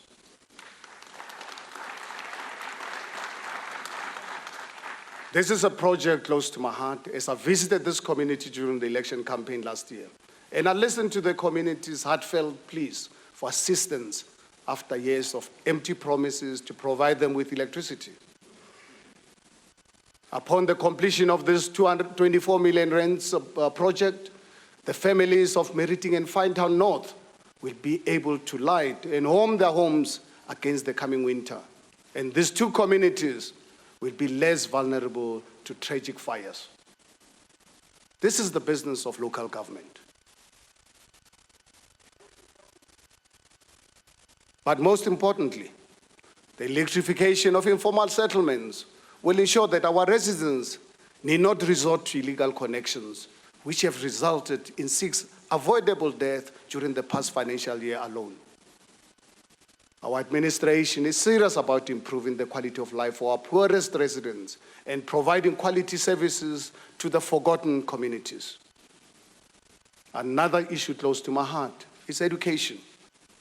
Growing up in poverty, I knew that education was the greatest tool I could use to free myself from the shackles of poverty. We need intervention to provide young children from disadvantaged backgrounds with quality care, allowing the parents to pursue work opportunities, knowing that their children are in a safe learning environment.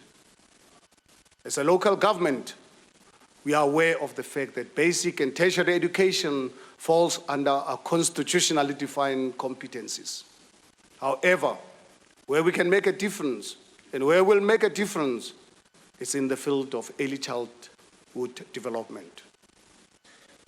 On 13 November. So we break away momentarily from Soccer 17. That's Herman Mashaba's very first State of the City address, to go back to Durban at the World Economic Forum, where Diabo Setu is standing by with the new Communications Minister, Ayanda Ndlovu.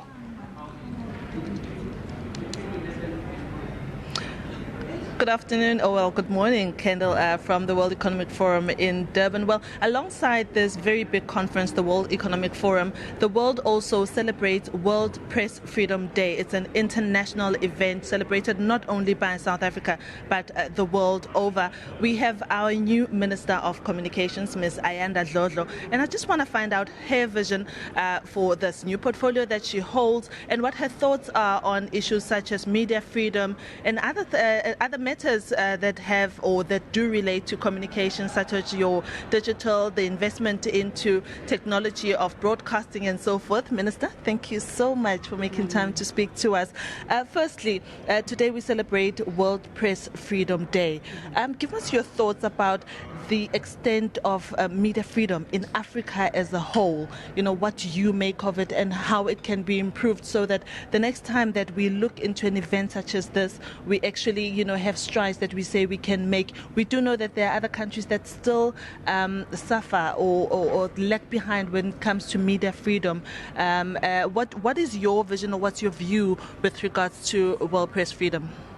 Well, it's a guaranteed right of every citizen to associate, and if those who want to be associated with the world of journalism, that is their fundamental right. But they're also protected in terms of our legislation, and we're also members of the Open Government Partnership, and South Africa sits on the steering committee where these rights are guaranteed, and we respect the right of journalists to go about their business, to report on issues. I think we have to be one of those countries where journalists are not harassed and frustrated in their work. So we do uphold the values of ensuring that we have a press that is free from manipulation. Let's talk about the communication needs, particularly in Africa, the next frontier for Africa. We are now in a digital era where broadcasting is not as broadcasting as we know it today, and it is poised to change. Are we adequately prepared for the changing world of digitization, particularly in the broadcasting space? Well, I would hope that you in SABC are poised to meet those challenges and to make those changes. But I think what is important is for us to look at a funding model for the SABC that will ensure that the SABC lives up to the challenges that are faced in a digital world, but also the onus is also on the department to ensure that it rolls out the digital migration program so as to ensure larger content and also to invite new partners on board to work with us to ensure that there is better quality content that is provided, and also from a digital perspective the internet is available to our people. But I think more than that, also looking at the fact that in South Africa we have, I think, the highest cost in the world for data, and I think together with the Minister of Telecommunications we need to look into that to ensure that the data costs in South Africa are brought down. We can't be a nation that has so much inequality, but the poor subsidize the rich in terms of the purchase and the use of data. I'm glad that you touch on the issue of the SABC and the issue of cost as well. And we also know the kind of financial problems that the state broadcaster or the public broadcaster is facing right now. We have a new board as well. What are your thoughts in terms of the outline plans that they've made to bring back the SABC into profitability once again?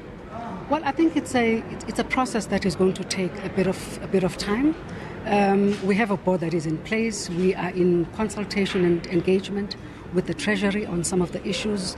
We are going to be talking to the banks as well to ensure that there is sufficient capital within the SABC that makes it a viable public service broadcaster. I know that a lot of people will want to know, it's only been a few weeks or maybe close to a month that you have been in this portfolio, but your vision for the communication space in South Africa, let's include the issue of digital migration there, and just your holistic view of how you would like to see the communication space in South Africa being. What is your vision? I think our people, both from a political and a socio-economic perspective, can only grow when they have access to information. And I think that's the greatest challenge that South Africans face. We had a discussion this morning in the Youth Forum where people were saying that there isn't sufficient information to help us understand what opportunities are out there. There isn't sufficient, there aren't sufficient platforms to help us to see who is doing what and where, because those are the people that would look up to and the mentorship issue. So I think what we need to be developing as a department is to enhance that sector, to make sure that it is accessible to everybody, but packaging our information and messaging so that it impacts on the lives of our people, so that people can have access to information that informs them on the opportunities created by government, created by the public sector, by the private sector, but what opportunities are there in their communities to get the voices of communities shared with the rest of the country. And I think that growth needs to extend beyond the borders of South Africa so that we're able to share with the rest of the continent what it is that we're doing in South Africa and get to learn and hear from other countries as well in terms of the growth of broadcasting. Minister, let me wrap it up by probing your thoughts on the investment that is made by other broadcasters into Africa. For instance, we see your likes of your Fox network moving into Africa. Do you think that there's enough space for international players to also come set up shop in Africa? Is the policy space right? Well, I haven't looked at the policy around broadcasting to the extent that I could be able to intelligently respond to your question. But from the face of it, I can say to you that I think the channels of communications need to be opened. If other television stations or radio networks come into our country, there is a lot that can go on in terms of the information that I was talking about in the communications, but also the divide between nations can somehow be lessened. But in our case, that's why I'm saying that we need to look at the funding model of the SABC, because that's why we also need to go out there in the different areas, whether it is Africa or it is other continents, to make sure that the voice of South Africa is heard, the product of South Africa is sold, the country in itself, the brand, is positioned such that it becomes an identifiable brand in the rest of the world. I know I said this was going to be the last question, but I must ask you if you have any scheduled meetings during this World Economic Forum with certain people perhaps that you can share with us? Right now we're going to be doing a walkabout with the President, and there are interviews that are lined up with the different South African broadcasters. I had an interview this morning with Euronews as well. And there are forums that I'm going to be attending just to support my counterparts. Thank you very much, Ms. Ayanda, Minister of Communications in South Africa. And Kendall, that is where we leave it. We were with the Minister of Communications, Ms. Ayanda Dlodlo, and she was giving us her vision about the broadcasting space in the country. One of the telling things that she did share with us is the issue of making sure that we package news in a way that it informs the public and gives them the information that they need as and when they need it. And it's back to you in the studio. Thank you, Diabo. It's a change of guard here in studio. Thank you so much for that report there. Now, conflict in the Central African Republic, the CAR, is intensifying and spreading fast, leaving thousands of people fleeing for their lives and, again, without adequate humanitarian assistance. Since 2016, the fighting has raged on in the north-central areas of the CAR, with wounded casualties recorded on both sides of the conflict, brought to clinics and the hospitals that are manned by Doctors Without Borders, or MSF. Armed groups have attacked whole communities indiscriminately, and medical teams have witnessed people being killed, wounded and displaced as their villages are burned to the ground in central and eastern CAR. For more on the story in our studios, we are glad to be joined by Claire Waterhouse. She is Doctors Without Borders MSF field worker who was based in the Central African Republic for a while. A very good morning to you, Claire, and welcome. Morning, thanks for having me. First and foremost, I would like you to paint us a picture of the current situation in the Central African Republic. You stayed there for quite a while.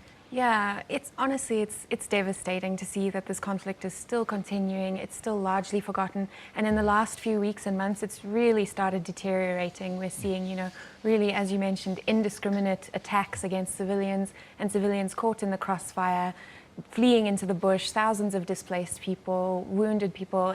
In our projects in the Central African Republic, we're getting reports from our doctors and our field workers of mutilated bodies just left out in the open, whole communities burnt to the ground. It's really sad. And this almost sounds like Rwanda. It reminds me of that conflict in Rwanda where almost 1 million people were killed in a short period of time. Yeah, I don't think we're quite at that level yet, thank God, but it is scary. It's really just tragic to see happening, and tragic that it's continued this long and is still so forgotten by the rest of the world.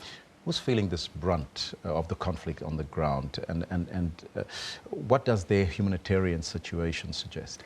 Well, I think, as always, with these kinds of tragic conflicts, it is always your average civilian who's just stuck in the middle, caught in the crossfire. They just want to live a nice life, have peace, have their children go to school and be healthy, have a bit to eat, and that is just not possible with the way it is at the moment. These sporadic outbursts of conflict are really unpredictable, and the civilians are suffering. They're stuck in the middle, they flee to the bush, they survive on almost nothing, and it's a really tough environment. For those not familiar with the conflict in the CAR, who is fighting who here? Oh, it's a very complicated story, to be honest. I think at the moment what is safe to say is that many of the armed groups that were previously quite clearly defined have now splintered, and it's become a bit of a turf war, even internally. There's a lot of political infighting while people try to, I guess, get the lay of the land and look for power. And why are they fighting? That, I think, is a difficult question. That it goes so long back that honestly I'm not sure I'm the qualified person to give you that answer. But what I can say is that the fighting has been going on for a long time, and the number one thing that it's affecting is these poor civilians who are just, really struggling. We're seeing huge numbers of increased war wounded in our hospitals, even in our normal hospitals. A pediatric hospital, for example, over one weekend last month we saw 24 people wounded with bullet wounds and other awful attack signs, so. How does it impact on your operations as MSF in the CAR? Well, we've been in the CAR since 1997, so we have been there a while, but this conflict is now entering its 5th year, and so we've been in high gear for 5 years, essentially. We have a lot of clinics all throughout the country, and when this kind of stuff starts happening again, when it kicks up again, we have to really be prepared to react quickly, provide emergency services wherever they're needed, and be ready for trauma, basically. Is the emergency services and the health sector in the CAR up to scratch to deal with the issues at hand? Unfortunately, the infrastructure is massively lacking, particularly in the health area. So that's why we do step in, because our number one priority is always the patients. So for us, it's not about who started it or which side you're on. If you come into our hospital and you've got a wound, we will treat you. We won't ask questions. And that's why we kind of are going throughout the whole country, providing these services wherever we can, whatever is needed. And that's emergency services, but also your day-to-day. I mean, mother and child health care, malaria is still a big issue, malnutrition is massive. So those are all things that day-to-day we keep treating while still adapting to these increased fighting bursts. Your human resource on the ground, is that sufficient? It's never sufficient, to be honest. We always need skilled doctors, skilled people who are ready to go into the field. We do what we can with limited resources, I have to say. We're always trying to get more, of course, so if anyone wants to join us, they're always welcome. But we make do with what we've got, and we're doing okay at the moment, yeah. So if people want to get involved and they want to assist, do they just provide the human resource, or do they can provide money as well and capital? We would love either of those things.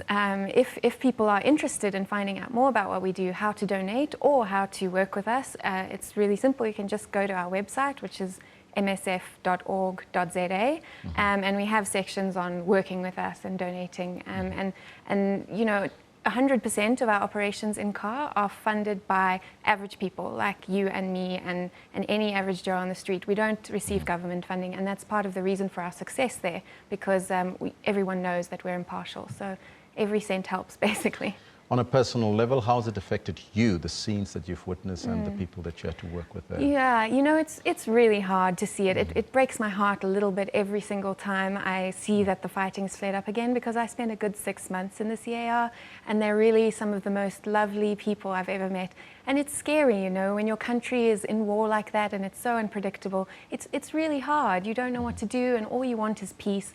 But I have been amazed by their resilience, I have to say. Just wonderful people, and especially the people who have sacrificed so much to work with us. You know, they cross dangerous villages every day to walk to the clinic so that they can provide services for their fellow citizens, and it's quite something to witness, I have to say. I feel so privileged to have been there, but my heart does break when I see that it's carrying on and getting worse.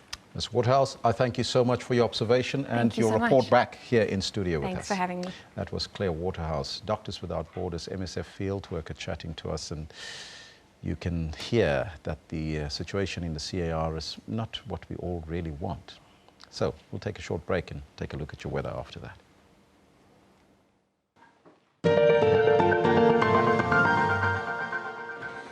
Yeah, thanks a lot. Well, let's find out what's happening in your weather for today. We start off by taking a look at what's going on in South Africa's southeastern areas. Here we're expecting some showers and thunder showers forecast for today. Those progress on into tomorrow as well. We can see those along the southeastern regions there and continuing along the eastern coastlines too. Now, we do see a lot of clearing patches around just north of South Africa. We're seeing just a little bit of cloud cover left in places such as Uppington there, places such as Pretoria and surrounding areas. It's going to be a mostly clear day in these areas. Now, we do expect a little bit of rainfall around PE, Kumani, and moving on. We do, in fact, expect up to a 60% chance of showers around that area. Cape Town, though, as usual, warm and sunny. It's going to be a beautiful day there indeed. Let's take a look at what's happening here, though, in terms of our weather a little bit further north. Taking a look at Walvis Bay, a 34-degree maximum. We're seeing mostly clear conditions here. Might just see some higher level cloud cover around most of southern Africa, but for the most part, it's going to be a very, very pleasant day indeed. Harare, 22 degrees Celsius. Nampula, 31. Moving on into the island regions, well, we see a little bit of rainfall again. Moroni peaks at 28 degrees and Victoria 31. Antananarivo peaking at 28 degrees as well. We might just see a bit of drizzle there, but other than that, not expecting too much rainfall whatsoever. Central African regions do expect rainfall. Now, as we take a look towards Dar es Salaam, Mombasa, Kigali, we start to see temperatures ranging between, well, the lower 20s to the higher 20s there. But really, it's only much further north that we start to see temperatures getting into the higher 30s, around Juba, 35 degrees. Further south, though, around Lusaka, only a 22-degree maximum is forecast, and of course, that comes back to the sunny skies forecast for the area, and of course, that does indeed help. Now, as we take a look towards our rainfall for today, towards Somalia and surrounding areas, we do see quite a bit of rainfall in those areas, as well as in the interior of Ethiopia. Now, we also see rainfall around Nigeria, moving on around Ghana as well. These areas are mostly just expecting isolated showers, and a lot of these areas also expecting showers concentrated mainly in less urban areas as well. Very similar conditions forecast around Algeria, Tunisia, and surrounding areas. Most of this rainfall is going to be forecast in the less inhabited areas here, so shouldn't affect your day too badly at all into today and into tomorrow. Taking a look at your temperatures, though, we do see them rising high. Agadez peaking at 43 degrees. Khartoum 44, Mecca the same 44-degree high, and Riyadh at 40. We're going to be in Jerusalem today, not quite as warm there, 23 degrees and a little bit of cloud cover forecast for the area. No rainfall at all. It's going to be a dry one. Tunis, the same, no rainfall, 26 degrees. As we see there, it does say sunny skies, but we might just see some mid to high level cloud cover coming in.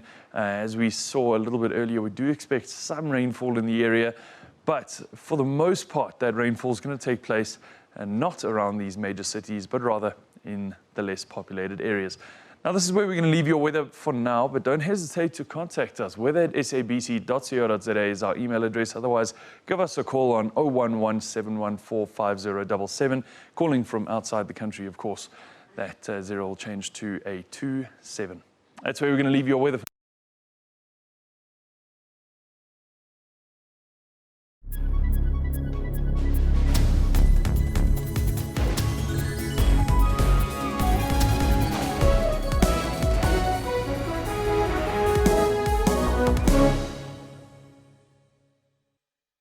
From the moment you start your day. Good morning, everybody. It is 6 o'clock. We are there for you. You want a guarantee from the leadership that we should not be leaders who will steal. I'm prepared to give that guarantee that we should not steal from our people. We bring your morning into perspective. This is the reason they keep putting fees up. They're not getting enough money. We'll make sure that you get the full story. The police officers from specifically Moffat View Police Station, they support these brothels. What have you found upon your investigations on this matter? I cannot deny those allegations. And you can count on the weather team with expertise. Join us live at 6 a.m. daily.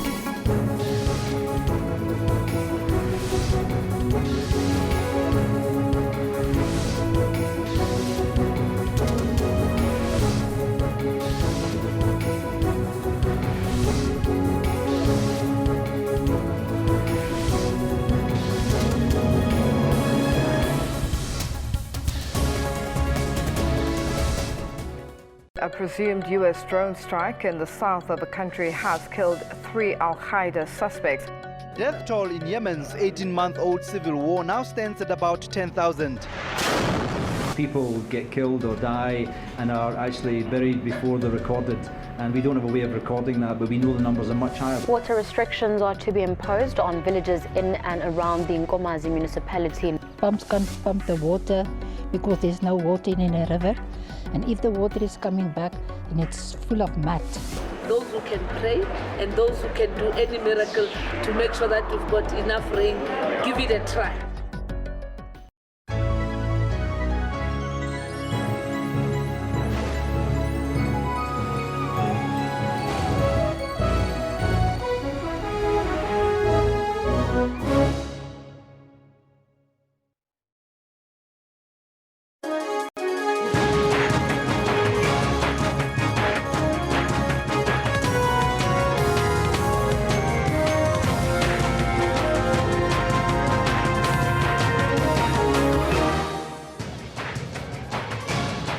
It's 1100 hours Central Africa time here on the Newsroom. I'm Elvis Preslin. I'm Kendall Makamat. Now we'll be with you until 12 o'clock. It's an hour to go. But today we're focusing on our poll and South Africa being ranked #1 in the world when it comes to over-indebtedness. That's according to a report issued by the World Bank.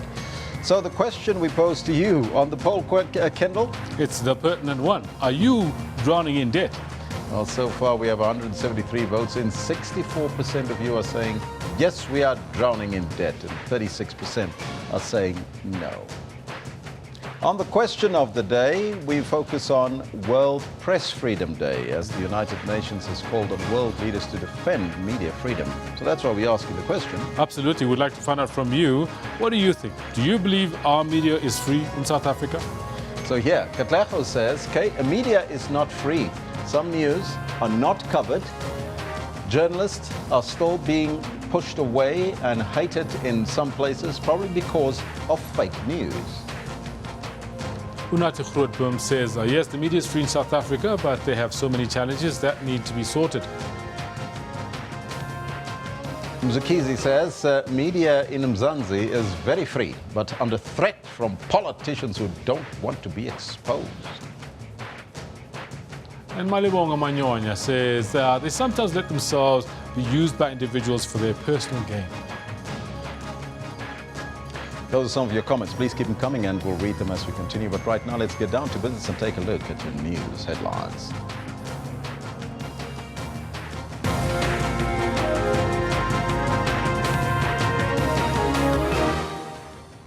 Hundreds of delegates will attend the World Economic Forum on Africa, which begins in Durban today. A tragic accident has claimed the lives of 8 people from Ngobo and the surrounding areas in the Eastern Cape. And meanwhile, DNA test results of 18 children killed in last month's Bronco Spruit crash have been concluded, and families will be issued with death certificates today. Those are all your headlines, but before we get there, let's find out from Kendall Makamate what's happening on the sports front. Elvis, thank you very much. A lot's happening. I'm sure a lot of people watched Cristiano Ronaldo score more goals than Atletico Madrid in the UEFA Champions League last night. Good morning to you. This is what we've got for you today. Yes, here he is, Cristiano Ronaldo, hat-trick. A Ronaldo hat-trick puts Real Madrid a step closer to another Champions League final and the rare opportunity to defend their European title. It's a clumsy approach, and I don't think it's really tackling the basic issue of drugs in our sport and drugs in sport. I don't think it's going to stop any cheats of the future. Not everyone is in favour of European athletics' proposal that records set before 2005 be scrapped, as is evident from Steve Cramp's dismissal of the controversial idea. And Sheikh Ahmad Al-Fahad, Asia's Olympic chief and head of Association of the National Olympic Committees, quits his FIFA Council post amid a bribery scandal. Now, you'll remember that Gianni Infantino replaced the FIFA executive with the FIFA Council because it was meant to be more transparent and not prone to bribery. But all this and more a little later on the Sports Bulletin. All for now, it's back to Elvis, who's got the news. Thank you, Kendall. Top story this hour. There are chaotic scenes outside the Port Elizabeth Magistrates Court in Port Elizabeth in the Eastern Cape as dozens of people want to get into the court. Now this, as Pastor Timothy Omotoso of the Jesus Dominium International Ministry appears for bail application there. Omotoso has been charged with human trafficking after he allegedly took young girls to his house in Umhlanga in KwaZulu-Natal. Iviwe Poti is on standby at the Port Elizabeth Magistrates Court to give us an update. A very good morning once again, Iviwe. Can you tell us what is the latest after the chaos this morning at the Port Elizabeth Magistrates Court? What we can tell you right now is that for now, proceedings have been postponed until later this morning. We're not sure when, but they still haven't started. And from the information that we have, the Hawks have actually brought forward another 4 charges. We aren't sure what those 4 charges are just as yet. And as well as the defense, trying to speak to their client in terms of an update and also alerting them about the 4 charges that have been brought forward. But behind us, as you can see, I'm just going to try and step out of the shot and ask Unomhle Ngubane to zoom through so you can see a bit more better, Elvis. The 2 groups that we were speaking about earlier, tensions have been very high. Police officers have, been forced to have more visibility on the streets here. You can see, the certain sections have been closed off. The group that you're seeing right now is the group that is anti-Omotoso, saying no bail for Omotoso. And I'm just going to ask Nomhle, the other group that we're seeing now are the church congregants. We have spoken to some of the church congregants. We've also found out that not all of them are actually from the Port Elizabeth-based church. There are some from other provinces as well that have come to show their support with the pastor as well. But you can see, what I can tell you, Elvis, is that tensions are very high. That's why now people have been cut off in the different groups to ensure that there's no fighting. A few fights almost broke out while we were trying to speak to the various people from the different groups, just in terms of finding out. We spoke to the church congregants in terms of, what are their sentiments? What is it exactly that they are feeling at this moment? And some that we spoke to, were saying that they are behind the pastor 100%, saying that they don't believe any of the allegations. We also spoke as well to, some of those who are crying for no bail. As you can hear, the sound is very, very loud. People, screaming and singing. But those that are saying no bail are saying, these are young women. Some from the age of 14. And it's sad that you see, when it comes to justice, we are trying also, to to protect what they are alleging is the perpetrator. So a lot of people, high emotions where we are right now. We've also seen Nondumiso Makazi, who's also part of, the Gender Council, who's also here in Unity. She was able to go inside the court. However, as we alluded earlier on, that no one is allowed into the court right now. There are police officers from the gate, no longer outside just court number 22, but from the gate to ensure, that people aren't going through because it's full to capacity. Why has the case drawn so much attention, especially there in Port Elizabeth, you think, everywhere? Well, what I can tell you is that 2 of the cases were opened here in Port Elizabeth. I think the case, and he was arrested here in Port Elizabeth. There is his church is not too far, actually. It's a street away from where we are. He was based in Durban. He did live in Durban. The house that the girls allege, they stayed in with him is in Durban. But I think because a lot of the community members, the church here, there's a lot of people that go to the church, JDI, that go to the church here, and he was arrested here. The charges were brought forward here in Port Elizabeth. The Hawks held him here in Port Elizabeth. So I think that's why, in terms of why it's brought so close to Port Elizabeth. In terms of the large numbers that have come out, if you can remember, there has been a huge outcry when it comes to the rape culture that has stemmed out here in South Africa. There's the book rape as well as the university rapes. Women crying out to say that they are not happy with the justice system when it comes to their rape trials, especially them as victims. So I think here we're seeing a community that's in unison with their pastor, a lot of them calling him Uteti, seeing him as a father figure, believing that all these allegations are nothing but false allegations, and a man that they see as a prophet is being tested. We see a community that's in unison saying it's enough of having young women, especially those whom are poverty-stricken, being targeted because they've got nothing, they come from nothing, offering them things in order for someone else to get, sexual advances in return. So it's a community split in half completely. I'm not sure about the church being split in half. We see a lot of the church members here, but definitely the community of Port Elizabeth, when it comes to this matter, is definitely split in half. Iviwa, thank you so much. We must apologize for all the loud noise in the back. You can hear some of the sounds coming through, but as you can see, it is a heated situation. She'll keep us updated on the process there. That was Iviwa Poti, our SABC reporter on the scene, talking to us about the case of Omatoso, the pastor Omatoso there in the court case there. Now, let's move on to other stories making news. Now, for the continent to develop, peace and stability is key. Now, this is according to the Finance Minister, Malusi Gigaba, who was set to participate in several discussions and meet with business and other government leaders at the World Economic Forum. He spoke to our foreign editor, Sophie Mukwena.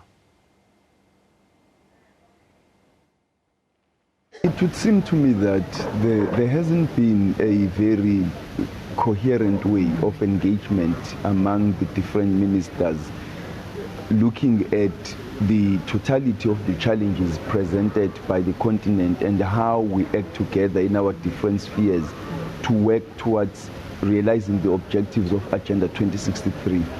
There is a greater need for us to align our activities so that we don't act in our different silos, because those of us who are managing the economy are interested in the peace, and those who are managing the peace process are also interested in economic development, because there is a direct relationship between the two. And so there will have to be greater conversations, not only at the heads of states level, but at the level of the ministers, to focus on all the important building blocks of Agenda 2063 and what we need to do in order to realize those objectives. But Agenda 2063 already points us towards what we need to do, and I think with that framework we are in a much better position to engage, because we would like to see African countries, especially stronger economies, not retreating in terms of their African peace and stability commitments. Countries like South Africa have to continue playing an increasing role in ensuring peace and stability on the African continent, so that we can see our economies flourishing, our countries stabilizing, and to ensure that we manage the migration of people in a better way, in a safe way, and people migrate out of choice in order to make a positive contribution to the economies of the rest of the continent. And from foreign again, the other question is the issue of the famine that has become a problem on the continent. We saw what happened in South Sudan, in Somalia, and that part of Kenya. We saw the Secretary General of the United Nations, Antonio Guterres, visiting the continent. Are we doing enough as the continent to help those countries that are experiencing drought? You know, the question of how much are we doing, or how much do we think we are doing in terms of those who are experiencing drought and famine, will forever remain a heated debate, because you may think you are doing enough, and the people who are the recipients of your support may feel that you are not doing enough. I think we do need to continue increasing our efforts, but we can only act within the resources capacity that we have. And we need to try and increase those resources. So there is a correlation between stabilizing our countries, increasing our resources by growing our economies, so that we can be able to contribute towards the peace and development effort on the African continent. We are willing to continue to play our role. And for us to be able to do that, we must have strong economies backing us up. Because at the end of the day, Africa must rely on her own resources to address the challenges that we face. We cannot continue to go to the outside world and ask them to help us resolve the problems that we ourselves create. We need to resolve our own problems using African leadership and African solutions, as well as African resources, so that we can continue to affirm our independence and sovereignty as a continent. If we have to go and seek assistance from somebody else, it must be because from what we have, we've done everything and have reached our limit. Meanwhile, Public Enterprise Minister Lynn Brown says that state-owned enterprises have the responsibility of empowering ordinary South Africans. She spoke to our reporter Devin Murugan at the World Economic Forum. Thanks very much for talking to us. This excursion, I mean, basically what it does is that it exposes investors, it exposes important people, so to speak, to what Transnet is capable of doing on the economic development front. What do you want investors to see this morning? Well, I want investors to see that Transnet, which is the biggest infrastructure and freight and logistics company on the continent, what they are able to do. So one of the issues is just looking at this port, which is both a cargo port, it transports automobiles, it moves grain, it can move a range of commodities. That's the one thing. We will take them to our School of Excellence, the Maritime School of Excellence, where we train engineers, we train people who will work in the maritime industry, and we train people from across the continent, so that we know that we have specialist skills within the company as well. And then thirdly, we'll take you to Transnet Engineering, and Transnet Engineering will show you the range of products. Now, one of the issues is that this port is actually one of the smart ports, and it's a pilot project where you've seen the drones that are both underground to see what's on the sea below the sea, and then also above ground, so that they have instant feedback on any movement of ships from anywhere in the world through this port. And so this is quite a busy port. It's the busiest port on the continent, and the Port of Durban has always shown us that it's got good turnaround times, the costs are low, and there's enough space. Investors come here at a time when concepts like inclusive growth and radical economic transformation is being bandied about in some debating circles. As far as the SOEs are concerned, Minister, how should investors be actually thinking about this concept? They claim that there isn't a real clarity on radical economic transformation. It's an important concept because that's what they're here for. What's your comment in that regard? Well, the SOCs, they're actually the hard backbone of the economy of this country. And so just in my portfolio alone, we have about an asset base of almost R1 trillion. So it just shows you the length and the breadth of that, of this SOCs, and it's only 6, and there are 700 of them. So within that, we've got to show that where we are, and I think the continent is probably the best place to show this, is where we are able to improve the quality of lives of people living in that area. But I want to ask you about the actual meaning of that term, radical economic, transformation. Does SOEs, how do you stand and posture yourself on that as far as SOEs are concerned? I think SOEs, all SOEs are meant to do is to implement the radical economic transformation, or inclusive growth for that matter. And the inclusivity means that black people, that women, in this country must be able to participate in the economy. At the moment, the economy is in the hands of a few.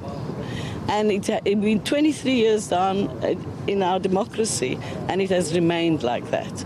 So that is what has to happen. And SOEs have to play a particular role in it, in both developing small business, in both ensuring that black people become involved in it, not just in the running of the SOEs, but also in this outsourcing of what the SOEs do.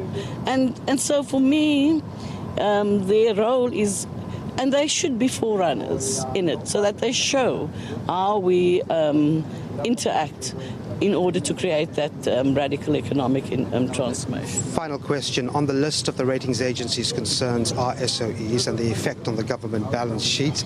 Where do you see this going forward, Minister? I mean, do you think we can rejuvenate them so that it doesn't have that negative weighing?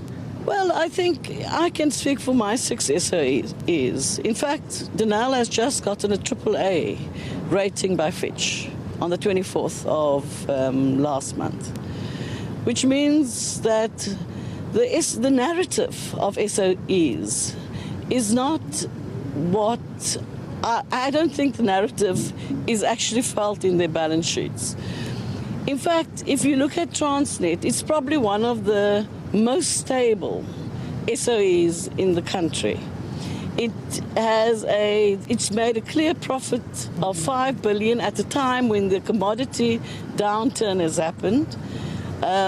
So you can't move products if you don't have products to move, and that's the private sector Transnet involvement. Eskom, at the same time, even though it's struggling, it is an implementer of electricity policy in this country, it still makes a profit. The profit's small, 3 billion, but it still makes a profit. So I think there's a popular narrative that is being put out into the public space. And then there's a reality of what actually sits in their balance sheets. I'm not saying they can't do better. I think the SOCs can do much better, and we must improve governance of SOCs, and we constantly do that. But we must improve the balance sheets of SOCs, and we constantly do that. But the state has companies that it can use to create both a developmental arm as well as a commercial arm. So commercially, it runs okay. Developmentally, it has to get into the mold of doing the kind of radical economic transformation or inclusive growth as we are speaking about now. And before I let you go, Minister, final question. You mentioned Eskom. Any update for us on the investigation on the top order with Mr. Koko? It's 30 days were a few days ago, I think, and I have heard from the chair.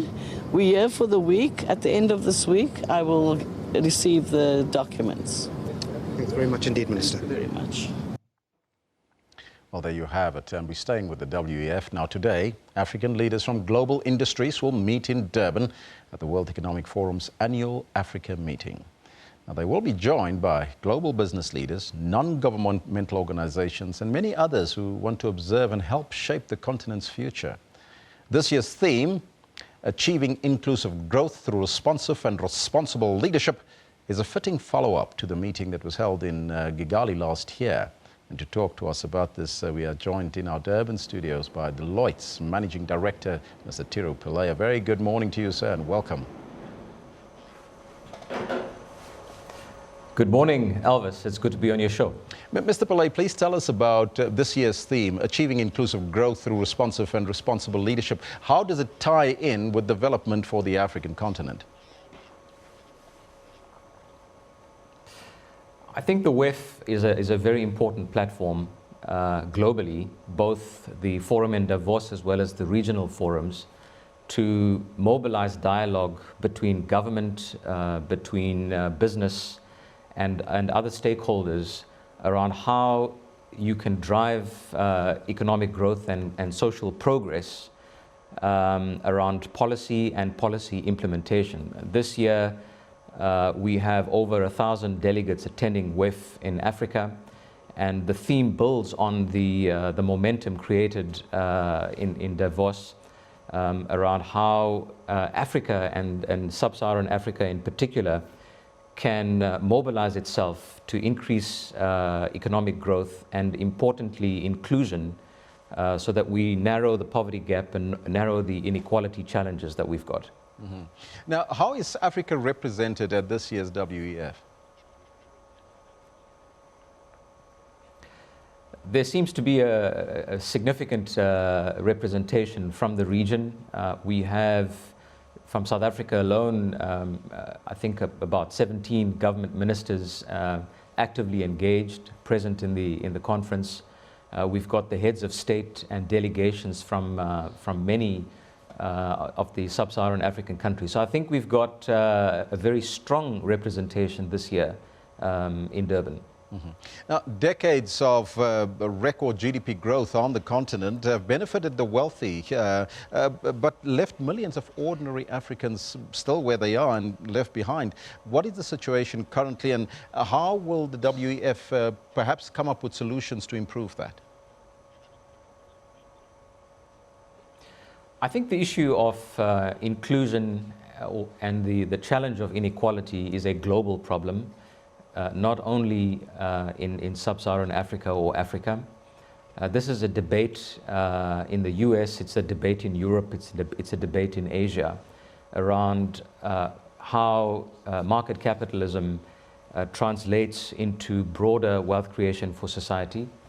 I think there are a number of initiatives looking at economic policy and looking at how we drive economic growth to include more people in society. I think the challenge that we've got is, in many cases, you've either got growth that doesn't create enough jobs, so the trickle-down effect is not evident.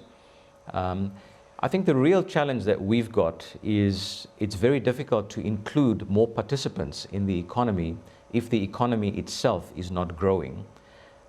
My view is that the lack of economic growth in the region and in our own country is probably the root cause of why we can't have more inclusion.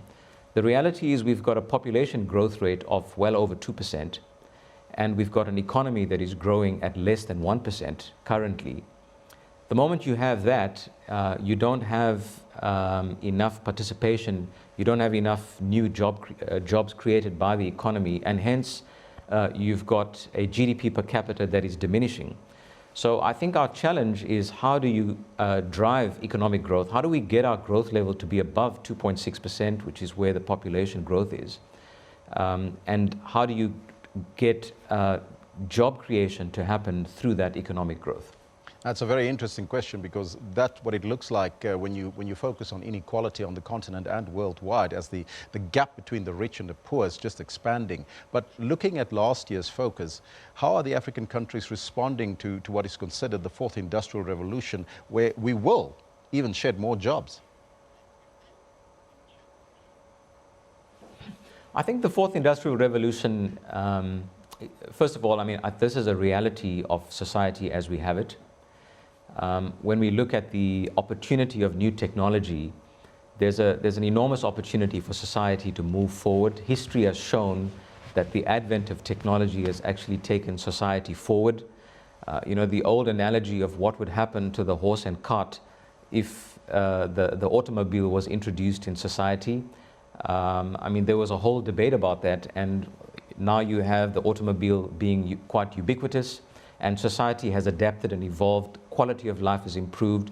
So if we look at the fourth industrial revolution, this is the opportunity for new exponential technologies, be they robotics or be they 3D printing, the opportunity for cognitive and artificial intelligence, the impact of cloud platforms in terms of IT to improve the lives of citizens. I think there is a shift in terms of what is the economy we are participating in. What I think will happen is new job opportunities get created. What they do is they help our economy become more competitive. The challenge is, I think, while we can, there's a view of the threat of digital disruption on society as we know it, there's also the opportunity. And this dichotomy is where the debate is. So I think you've got to do both. There's a transitionary period in which the old economy and the new economy are there together. We need to embrace and invest in developing new skills. Our education system needs to respond to the requirements of this new economy. This creates new job opportunities, it creates new industries, new opportunities for business. It also helps our country become more competitive. It helps our citizens become more competitive. And gradually over time, the old will evolve into the new. Mr. Pillay, you're definitely speaking my language, but achieving inclusive growth through responsive as well as responsible leadership. Do we have that kind of leadership on the African continent, as well as the human resource that goes with it to achieve it? I think that this is a challenge. The theme of responsive and responsible leadership. I think, first of all, the big challenge with progress is implementation. Governments have got great policies, including the government of South Africa. We've got a great plan in the National Development Plan. The challenge is how to implement. The challenge is how to be responsive and agile as the changes are happening around the world. And how will you emerge as a winner rather than as a loser as the landscape shifts? So that's the first challenge. How does government focus on implementation of its policies, and how is it responsive enough to the opportunities of new technology? I think when it comes to responsible leadership, this is looking at how we ensure that we are inclusive in our policies and how we are inclusive in our implementation. The question of ethical and moral leadership, as far as are our actions driving inclusive outcomes for most of society rather than a narrow part of society. Thank you so much for your time, sir, and thank you for joining us in our Durban studios this morning. It was a pleasure. That was Mr. Tiru Pillay. He is Deloitte's Managing Director, talking to us about the World Economic Forum on Africa here on the continent. It's taking place right now in Durban. We'll bring you some more of those in a short while. So right now, let's take a break.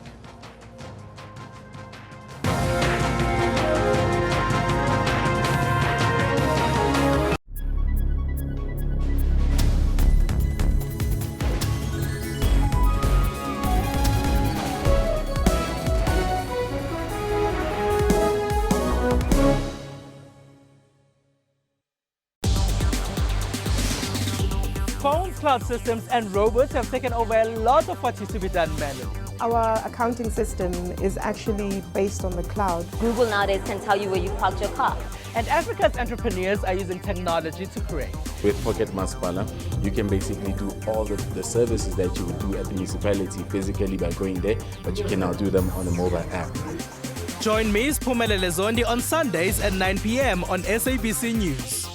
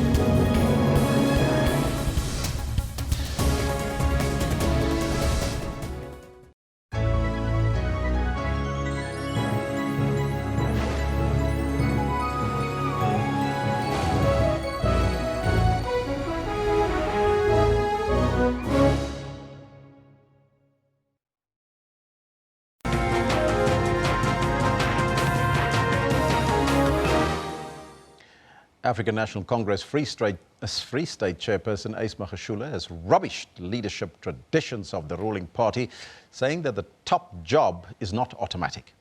As the ANC gears up for its elective conference in December this year, Kusatu indicated that it backs Cyril Ramaphosa for the president, arguing that it has always been tradition for the deputy to assume the position. The Women's League, however, have thrown their weight behind the former AU Commission chair, Nkosazana Dlamini Zuma, for the party leader. Magashule says such traditions do not exist. Our reporter, Eldrin St. Pierre, spoke to him to find out about his views on the happenings at the rally that was on Workers' Day. General Secretary of the South African Communist Party, Comrade Blade Nzimande, has also summarized that the relations are at its lowest.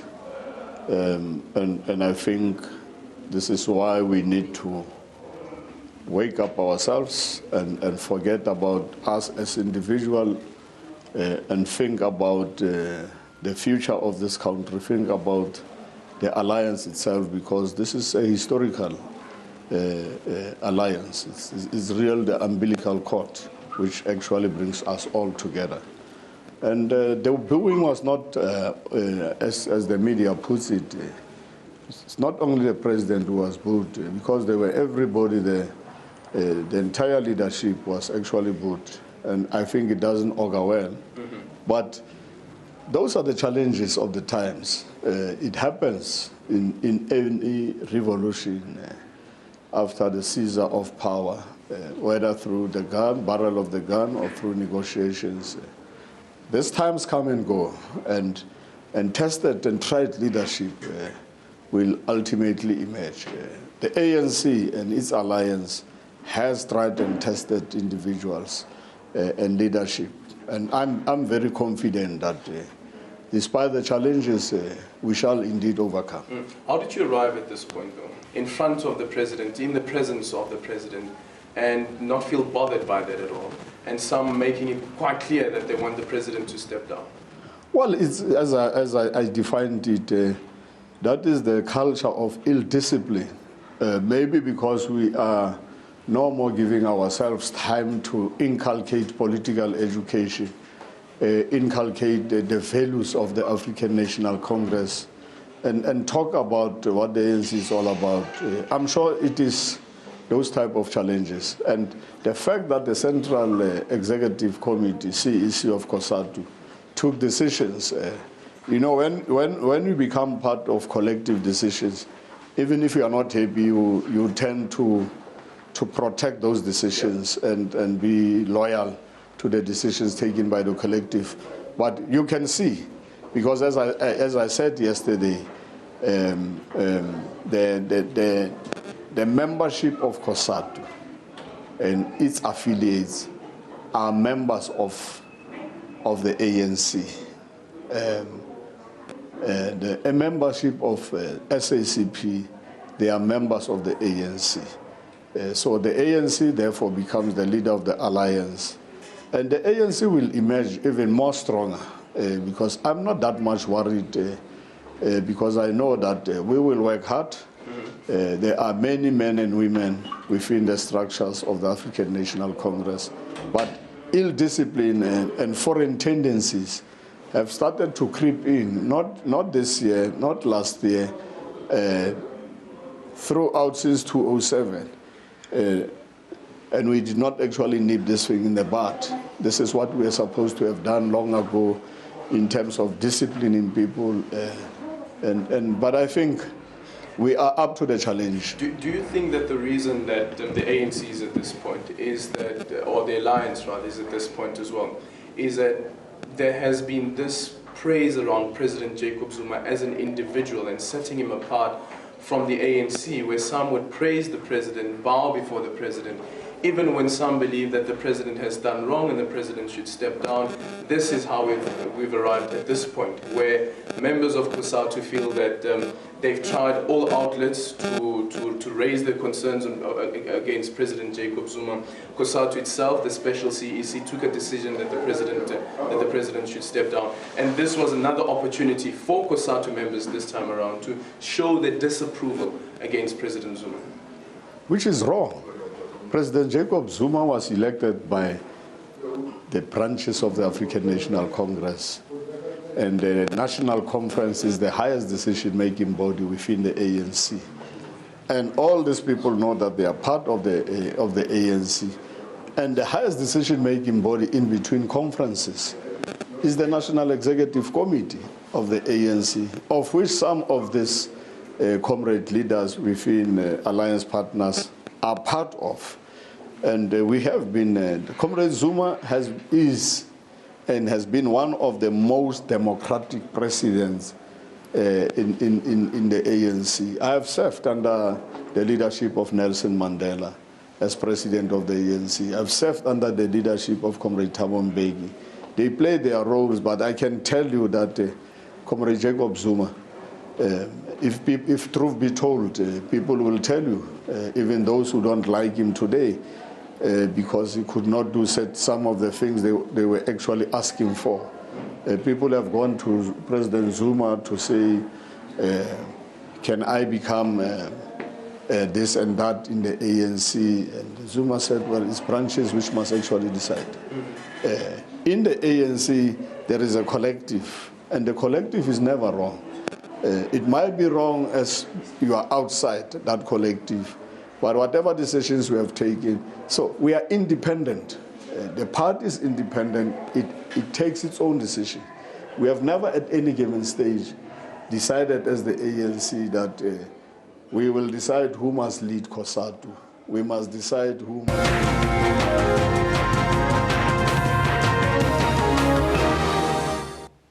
Right, now welcome back. We'll break away a little bit from that just to give you a little bit of what's happening in the world of sport. And starting with a ruthless Cristiano Ronaldo scored a dazzling hat-trick to steer Real Madrid to a crushing 3-0 victory over city rivals Atletico Madrid. This in the first leg of the UEFA Champions League semi-final in the Spanish capital last night. The Portuguese forward took his tally to 103 goals in the competition, 13 in the semi-finals, including the 3 he scored when he was still with Manchester United. He put his team on the verge of their third final in 4 years. Even though Atletico have shaken off their inferiority complex against Real in every other competition under Simeone, they have failed to do so in Europe's elite event. Real played host to their city rivals in the first leg of the semi-final. The home side pushed for an early goal, and that is exactly what they got, thanks to Ronaldo's powerful header in the 10th minute. Casemiro, and in the end, who gets on? It's Cristiano Ronaldo. Atletico were facing another demoralizing European defeat at the hands of Real, who had beaten the Diego Simeone-led side in 2 of the competition's last 3 finals. Ronaldo showed his class as he scored with a half volley after being set up by Karim Benzema. Ronaldo, it's there to be hit! And when he hits it, you know what happens. He completed his 42nd hat-trick in a Real Madrid shirt when he finished from close range with 4 minutes remaining. From Lucas Vazquez. Here he is, Cristiano Ronaldo, hat-trick. How does he do it? Podemos decir que hoy we can say that we were superior. If you look at the match and the result, it's 3-0. That means that we played a good match. We know that there is a return match and we'll have to work on it and fight. We are going to suffer at the Calderón, that is for sure. Sabemos que tenemos un partido de vuelta y lo vamos a tener que. Te digo lo que dije. A recuperarse, a alongar. We have another match on Saturday. We have to forget about this match. Football is a wonderful thing. Sometimes it's impossible, very difficult, very complicated, but it's football. And football has unexpected things. That is why it is wonderful. Of course, we'll give every drop of energy until we have the last smallest chance. No doubt about that. The return leg will be played next week Wednesday, and the winner will face either Juventus or Monaco in the final in Cardiff on the 3rd of June. Mtutuzi Ndlovu, SABC News. And it's attack versus defence tonight when Monaco hosts Juventus in the first leg of the Champions League semi-final. Monaco are in top form and upset Manchester City and Borussia Dortmund to reach the last four. Monaco have impressed so far with their attacking play. 18-year-old striker Kylian Mbappe the find of the season. The team has now reached the Champions League semi-finals for the fourth time and is set for a first French league title since 2000. Although Juventus have won their previous semi-final clash 19 years ago, Monaco remain optimistic about their chances. Cette équipe, c'est totalement différente des autres deux équipes que nous jouons. This team is completely different from Borussia and City. Juventus are really strong defensively and they're also really efficient offensively. We have to be more careful when it comes to passing, free kicks and corners. Offensively, we must pass very quickly because when they're well placed, it's usually very difficult to reach them. Juventus, meanwhile, inspired against Barcelona to reach the last four for the second time in 3 seasons. Together with Real Madrid, they remain unbeaten this season. The Italians boast a fully fit squad. Suspended defender Sami Khedira, the only definite absentee. Guardando I dati è normale che ci si può immaginare una partita in un certo modo, ma every match is different. Monaco is a team which scores a lot of goals, particularly at the end of the match. So we have huge amount of respect for Monaco. We know that to be in the final, we have to come away with 2 big wins. Bisognerà essere molto bravi. The match will kick off at 8:45 tonight. Liesel Zankel, SABC News. Now away from European soccer to bring it back home, where Soweto Giants Orlando Pirates could hold the key to the outcome of the Absa Premiership title race this season. The Pirates will face log leaders Bidvest Wits and second-place Mamelodi Sundowns in back-to-back fixtures. If Bucks win both matches, other title contenders could sneak through. Meet Baxi and Karo. The top 5 sides on the log have all at some stage during the season occupied top spot. As things stand now, any of the top 4 sides can still walk away with the title. Pirates, who also need several wins to safely finish in the top 8 bracket this season, could determine who finishes top of the log come end of the season. It's also a little test for us. I think looking forward to that. We had now played 3-4 games in a row here against teams around us or bottom teams, and they weren't out there. There's a cup final for them every time. But people expect Orlando Pirates to be the team who's going to be in charge of the game and have the ball and create something. Now it's a little different. Maybe both Midwest and Sundowns going to be favorites in those games. So it's a test for us, but really looking forward to it. It should be fun to see where we are right now. Having already played 1 extra game, third-placed Cape Town City and fourth-placed Kaizer Chiefs will not be in action midweek. By this weekend, all clubs would have played an equal number of games. Mathematically, you're in, as you say, but again, you don't want to keep running a race and checking your competitor. Let them come to the same tally of games. As soon as we're all on the same tally of games, then you start talking. As is now, we'll just wait and see what happens. With less fancied sides, also challenging for league honours in recent years, this is clear proof that the balance of power has shifted in South African football.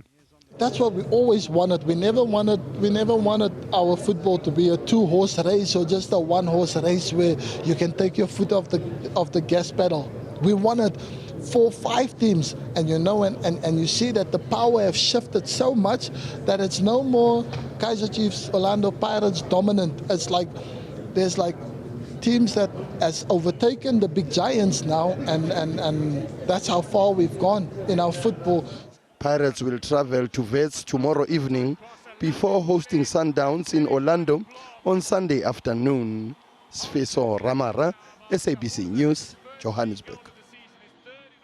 Now, just a quick note for all those PSL fans out there. It's also Maritzburg United will also be able to play Kingmakers because they're also going to be facing both teams, Wits and Sundowns, before the end of the season. Let's see how those results go for the 2 teams. Now, in Centurion, Gauteng, Workers' Day was a day of blood, sweat and tears. 12,000 runners took to the streets for the 40th Millway Wally Hayward Marathon. The race was the last qualifier ahead of the Comrades Marathon in June. Our mobile journalist Njaji Chauke doubled up, running and filming while attempting to qualify for the Comrades. Meet Baxi and Caroline van Heerden, the power couple of long-distance running. Bus drivers with their eyes on the clock, guiding the novices and the experienced alike. Determined to finish the race in a specified time.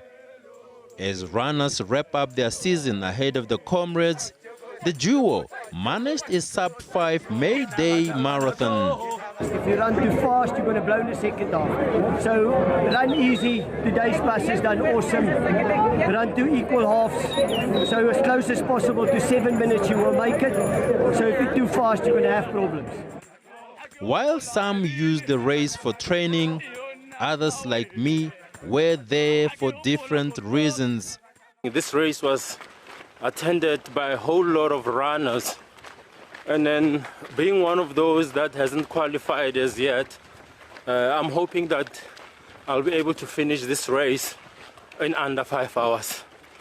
Let me get down with it. And with just a minute before cutoff, I made it back to base. There was excitement all round. No, I've already qualified. It was just training. Today was a good day.